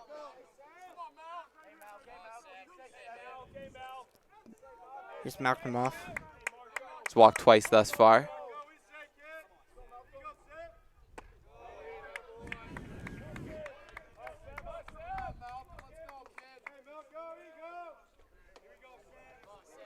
Malcolm Nachmanoff, of course, the left fielder for the Jumbos. That one is inside.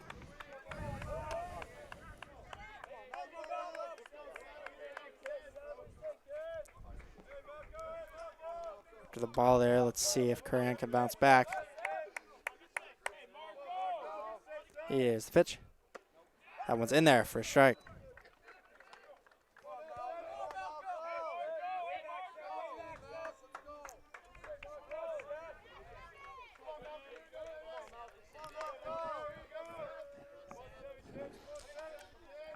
Here's the pitch to Nachmanoff. That one is swung on and missed for the second strike. Swung right over that one. Count 2-2 with 2 out here in the bottom of the 6th for the Jumbos. Down 2 runs.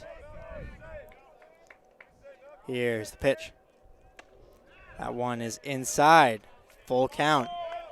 So with a full count, 2 outs, O'Hara will be on his way from second. double would most likely be able to score him. Oh, I'm sorry, on his way to second, not from second.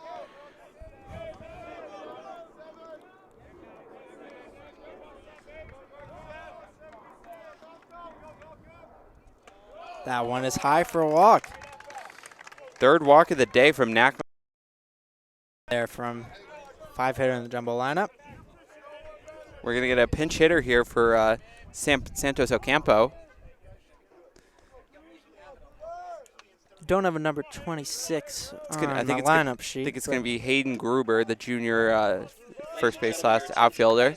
There you go, Hayden Gruber. And yeah, Santos Ocampo had not had much luck today against Curran, so Jumbos are going to try something different in this key situation here. And of course, they're going to have a talk with their pitcher now. Not sure if they're going to get a new arm out there after the walk. They might give Curran a chance to get out of this one. He's pitched very well so far. Curran, you don't realize how tall he is next to all his teammates. He's towering over them. The big guy. Yeah, Curran is. Curran. Wonder if they call him Big Mac. That'd be a great nickname. I'm just saying. I'm not trying to start anything, but.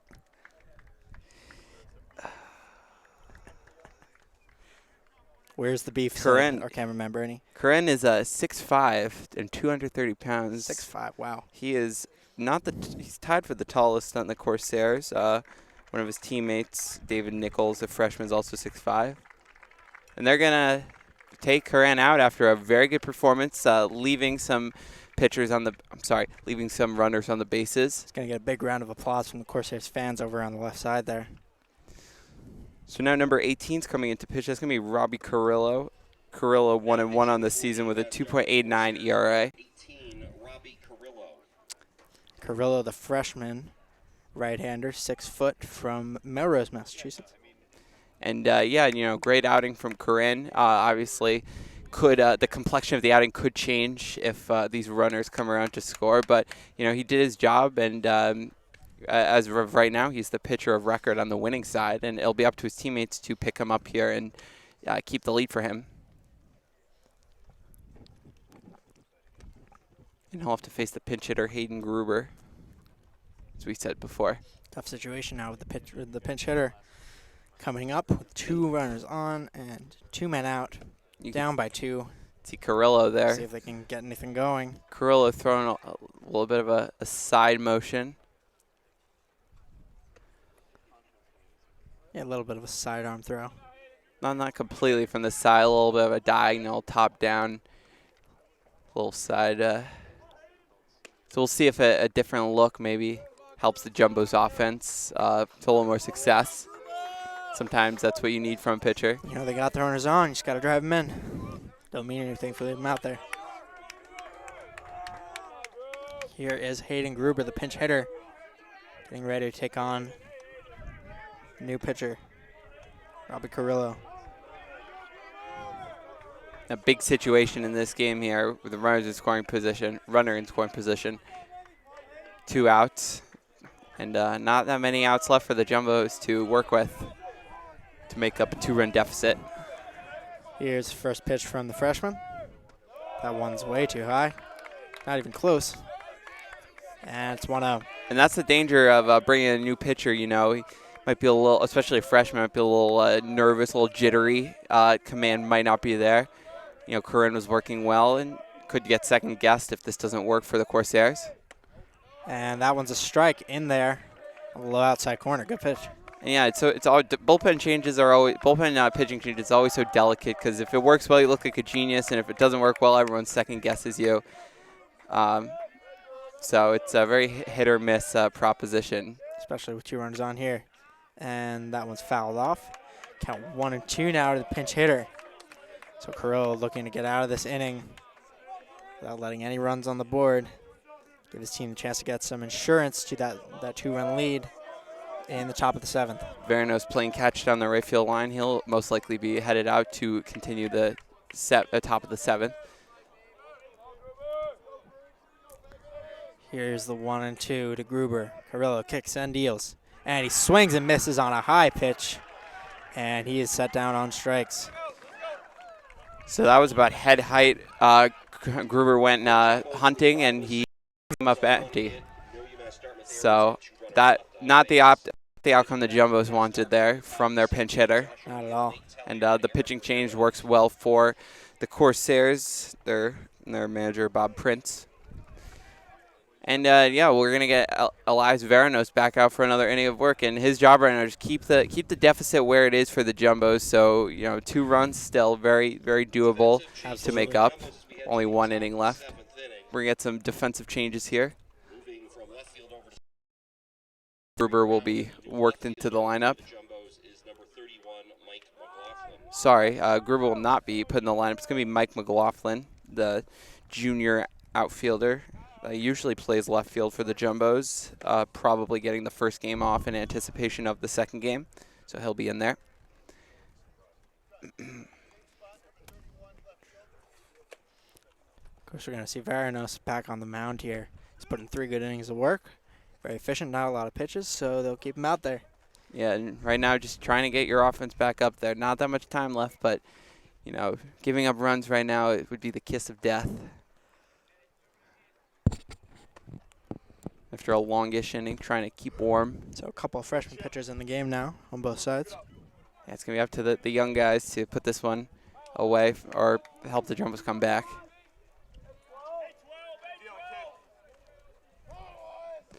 Jumbo's encouraging their young pitcher. Leading off for UMass Dartmouth in the top of the 7th inning, the second baseman, number 2, Josh O'Neill. Number 2, Josh O'Neill, second baseman for the Corsairs. Step into the box.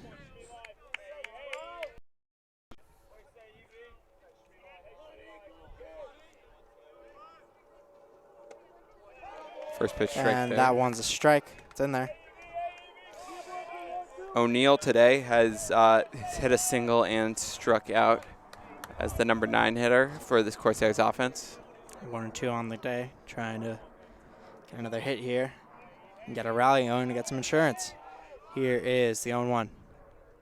That one's low. Count 1-1 now to O'Neill.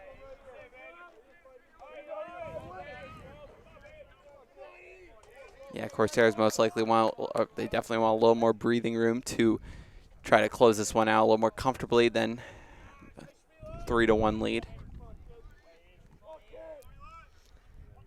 And that's a bunt over to third baseman.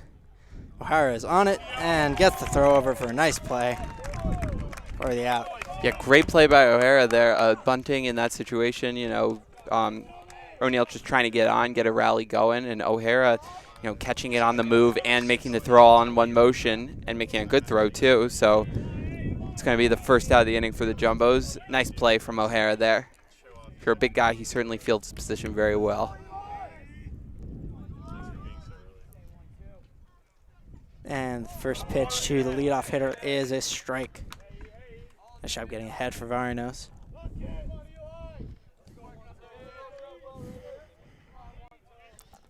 Tellier will be back in. Trying to keep us inning alive here. Count 0-1 to him. Here's the pitch. Pops that one up into shallow left field. Shortstop is on it. Makes the catch for the out. Tellier settled himself a little bit there after drawing a few walks before. Pops that one up. Yeah, that was Tellier's. Pitch. Yep, Tellier drew 2 walks today. So Eric Ramirez now heading to the plate.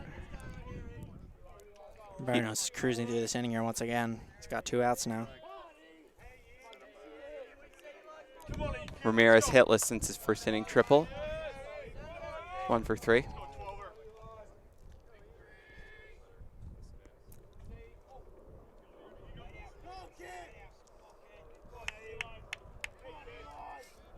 Here's the first pitch. Swing and a miss on that one.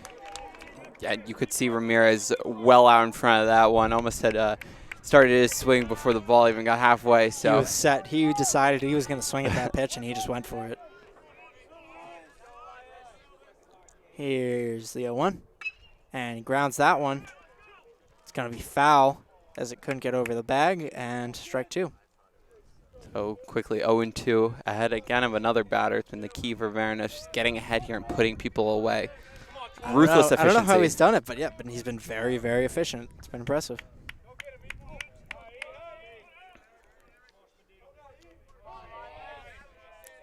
Trying to hold the deficit where it is in relief. Here's the pitch from Elias Varinos. And that one's hit out to right center field. Is going to drop. It is. It's a hit there from Eric Ramirez. Thinks about going for 2, but remembers maybe his mistake in the first inning and wisely decides to stay at first. So, 2-out single for Eric Ramirez. And yeah, a very delicate situation here for Varinos. Mike Nell up, but the always dangerous Taylor Cacciola there behind him.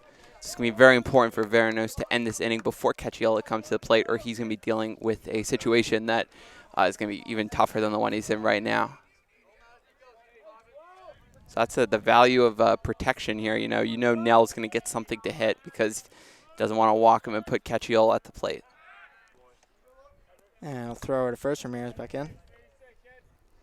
Nell, of course, 3-hitter for the Corsairs, so he's no easy out here.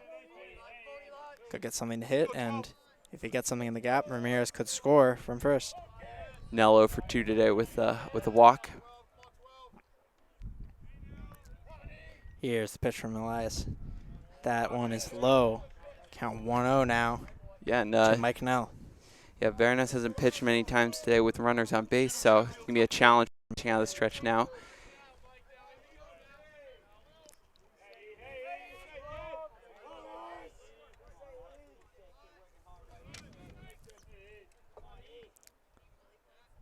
Here's the 1-0. That one's high. 2-0 now. Varinos working himself into some trouble here.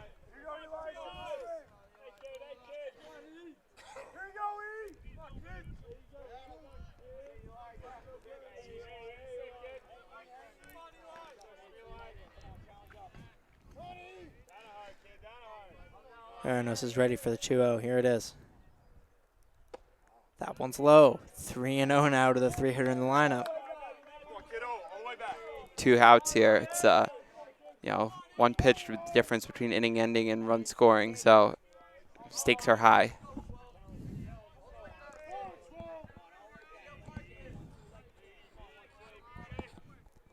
Here's the 3-0 from Varinos. That one's in the dirt. As the runner will move up on the walk. Cacciola will come to the plate. 2 men on, 2 out with a 2-run lead. I'll try to get some insurance here. And this is going to be all Varinos right now. He is. This is his moment against a very dangerous hitter. So we'll see if he decides to attack him like he did before, or if he tries to pitch him around him. Jumbo pitchers have not had much success today against Cacciola, and they're going to need him get him out here to preserve this deficit and try to have an easier chance of coming back in the bottom of the 7th. Haven't seen a ton of action in the bullpen despite it's being the 4th inning of work for Varinos. A lot of faith here in the freshman pitcher. So when your manager puts this kind of faith in you, it's a pretty humbling thing, but we'll see if he gets out of it. And there's a first pitch strike. 0-1 now. Cacciola. Yeah, that's what you have to do against Cacciola. Get ahead of him. We've seen bad things happen when that has not occurred. He's got a triple and a double in 3 at-bats in this game. Let's see what happens here. Here is pitch from Varinos. That one's in the dirt. Count 1-1 now.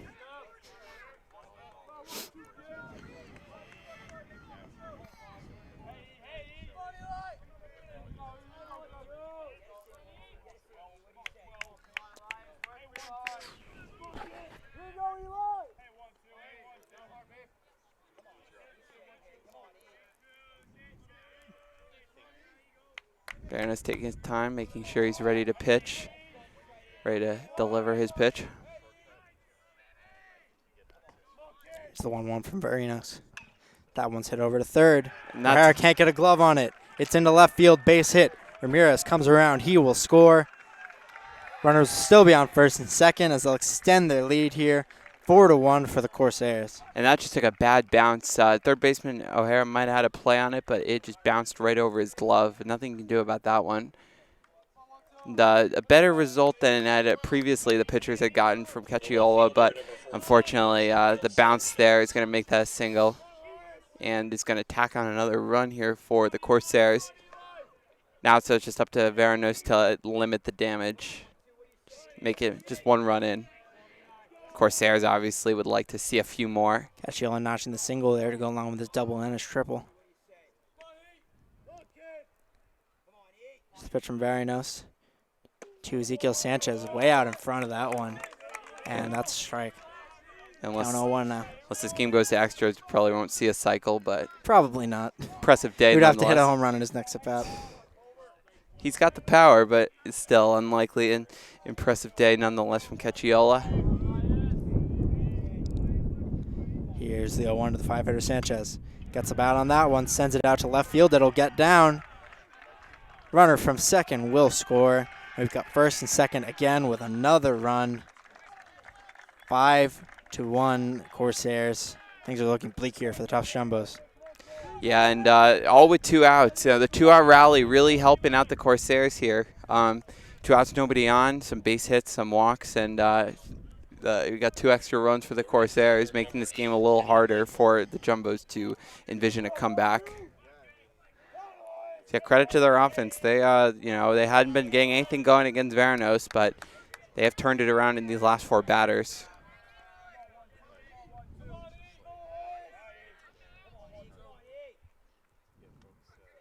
Here's the pitch to the right fielder, Michael. That one's low.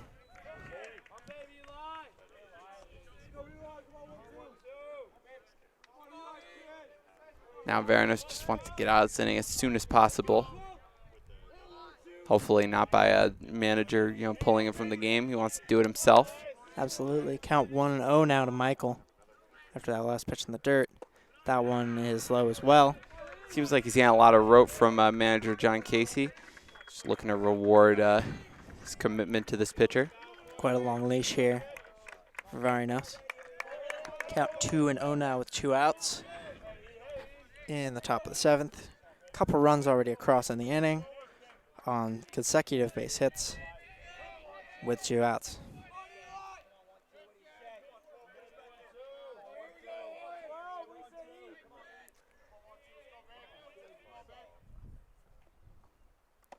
That one's in the dirt. Count 3-0 now.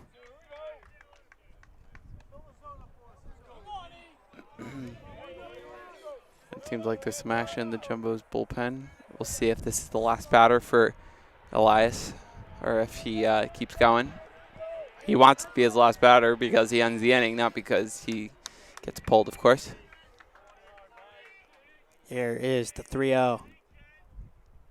That one's in there for a strike. This one right at the knees. Easily in the zone.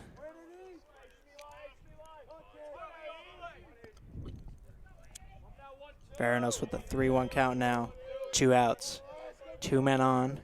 Got the 6-hitter Michael in for the Corsairs. Looking to keep this inning alive. That is in there. Strike 2. Good job getting the count back full from Veranos. 3-2, 2 outs. Runners will be going.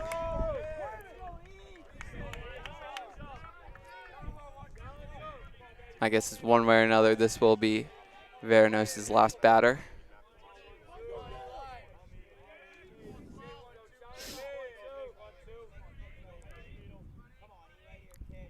Here's the full count, 2 outs pitch. That one's low for a ball. Corsairs will get another at bat in this inning. And now we have bases loaded. And it looks like they're going to stay with Veranos.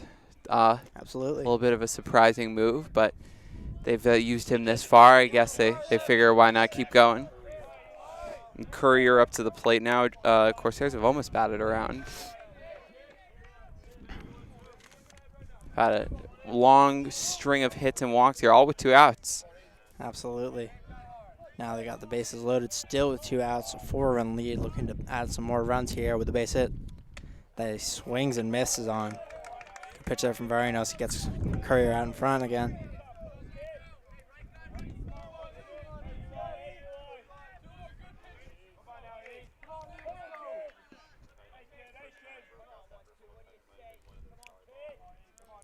Count 0-1. With 2 outs here. To Courier. Here is the pitch. And we'll step off. We're trying to keep those runners from trying anything. I don't. Yeah. Maybe just couldn't decide on a pitch. Just trying Don't think they're going to attempt a triple steal here with 2 outs, but you never know. Just trying to take his time with each pitch, making sure he's not overthrowing or. Exactly. And another strike there gets him to swing through that one. Count 0-2 now with 2 outs. So maybe a good decision to step off and make sure you knew what you wanted to do. Right, and a lot of emotions in the spot. Probably not too happy with himself for giving up the hits. Just got to collect your emotions and keep pitching.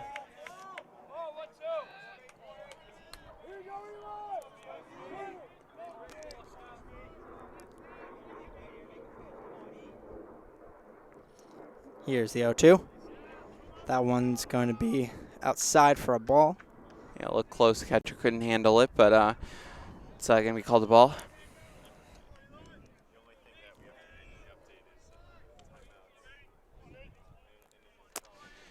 1-2 count now.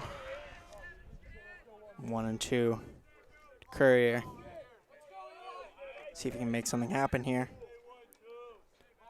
2 outs.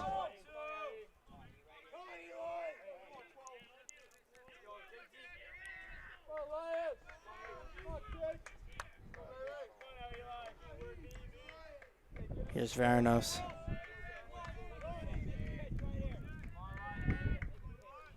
One and two, and he throws back over to second.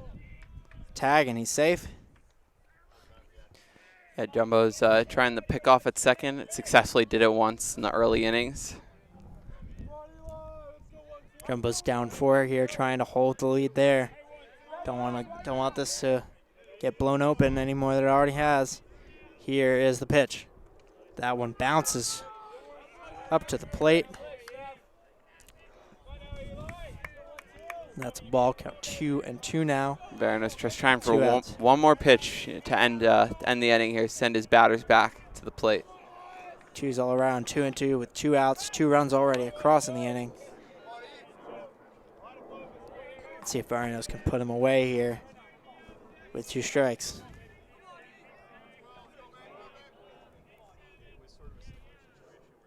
The 2-2.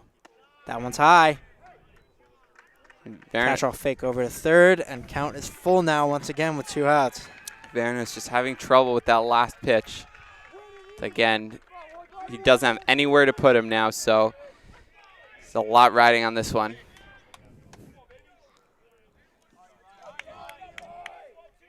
The runners will all be moving here.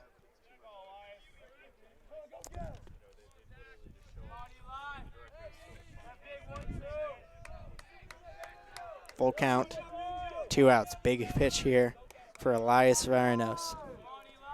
Try to seal the deal here. Make sure that the Jumbos do not go in with a larger deficit than they already have. And that one's popped up over towards shallow center field. And he's out of it. They got it. Finally out of the jam. Score is 5-1 Corsairs. Jumbos will go into the bottom of the 7th. Last licks. They'll see if they can get it back. Yeah, and really tough inning for the Jumbos there. Got 2 quick outs, and then Varanos just lost the plate, some walks, couldn't locate his pitches, and then ended up giving up some hits and the back-breaking hits off the bats of Cacchiola and Sanchez, and that was going to tack 2 more runs on. And you can see the commentating crew. We want to thank you. I'd like to welcome you guys once again to Huskins Field here in Medford. We've got a great game going on here, 5-1 score still. Yeah, thanks for spending your Patriots Day with us, and don't Absolutely. go anywhere. We've got more baseball after this one. If you're interested in the same rematch of these 2 teams, you can see it very quickly. Second game approximately starting at 3:30, so don't go anywhere. So, Corsairs are going to have the same pitcher on the mound here. And they're down 4 runs. They're really going to have to string some hits together. Get a rally going if they want to get back in this game. And Carilla did a nice job getting out of the jam that Curran left there, so it'll be up to him to finish out this one. Looking for the 4-out save here. got still a sizable lead. So he's going to face end of the Jumbos lineup, starting with 8-9 hitters. If they get on, then it'll be the top of the lineup. So that's what the Jumbos are looking at right now. Only 3 outs left in this game. Only going 7 innings because of the doubleheader. Leading off for the Jumbos in the bottom of the 7th inning, the center fielder, number 15, Harry Brown. Harry Brown, the captain, steps in now for the Jumbos. This is his 3rd at bat. Harry Brown has flown out twice today. His 3rd at bat here. Here's the Jumbos left fielder. And here's the first pitch. That one's in there for a strike. Maybe smart for the Jumbos to be patient here. Make sure you're not swinging at everything, especially first pitches. When you're down by 4 here, you need to get a rally going, get some runners on base. Here's the 0-1. In there, strike 2. Yeah, Got him looking again. Carrillo just pounding the zone. And, yeah, jumbo hitters probably need to start swinging, and they haven't really walked much today, but now's the time. You just want to get on base any way you can to keep the line moving. Let's see if Carrillo will continue to be aggressive. Here it is. And that's grounded over to second. Should be an easy play for the Corsairs, and that is the first out. So they're 2 outs away now from ending this game with a big lead and getting the win here. Here's Eric Schneff, the catcher, 0 for 3 today with a strikeout and 2 ground outs. Your attention, please. Got Oh, another I'm pinch sorry. hitter here. Pinch hitter. That's okay. It's Stephen White, the junior. So Schneff's spot in the lineup, but there will be a pinch hitter for him. And as Brad said, Stephen White will be pinch hitting. Junior outfielder from Hingham, Massachusetts. And that one's low and goes to the backstop, ball 1. Yeah, Schneff not having much success today, so trying to get something going here in the 9th.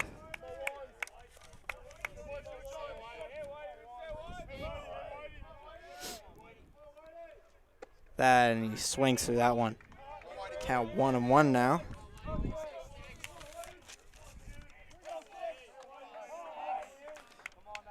Stephen White, junior, pinch hitter for the Jumbos. Here is the 1-1 to him. That one's high, ball 2.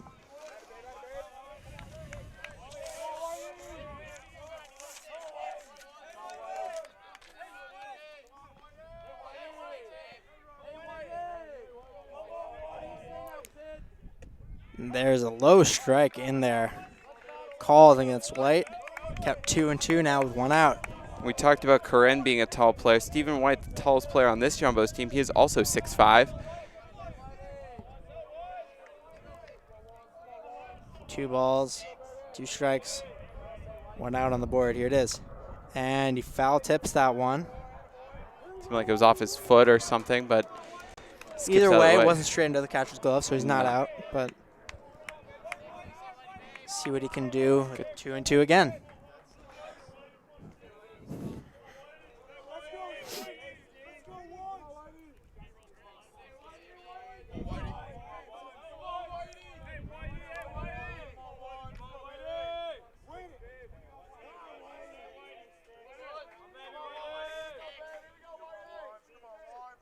Here is the pitch.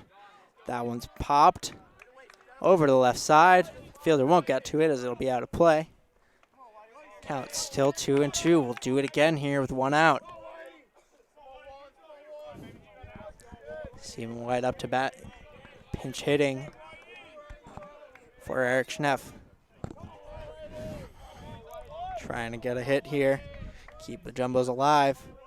Down by 4 runs. Jumbos will Here in the bottom of the 7th. they'll take anything at this point. That's gonna And strike called strike 3 looking. Stephen White goes down on strike. And the Corsairs are 1 out away from ending this.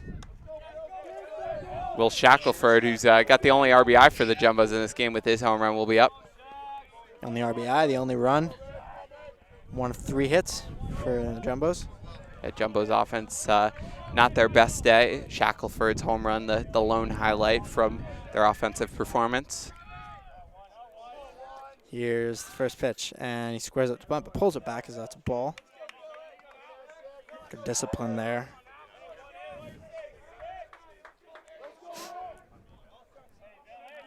Of course, Tom Petrie up on deck if Shackelford can manage to get on base. And that one is low and outside. Count is 2-0 here with 2 outs. Good eye here from Shackelford.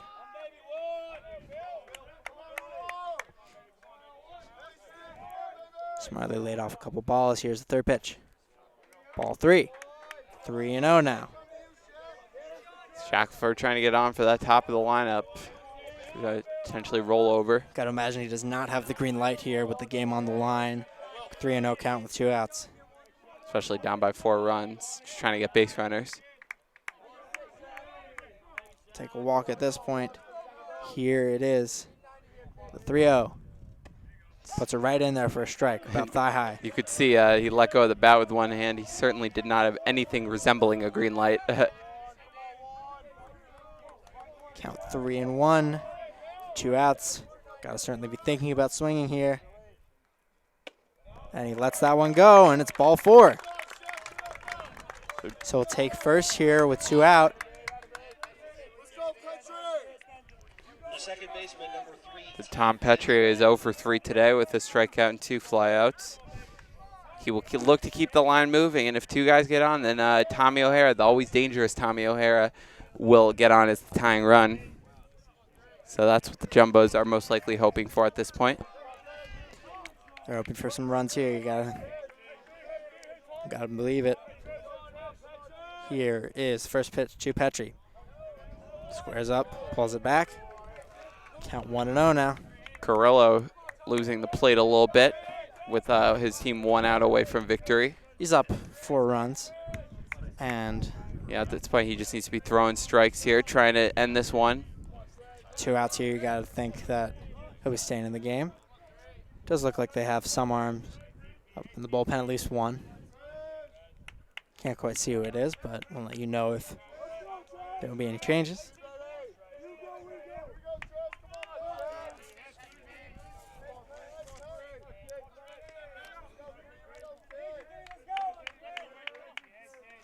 Carrillo kicks and deals. That's in there. Count 1-1 now. Tom Petrie.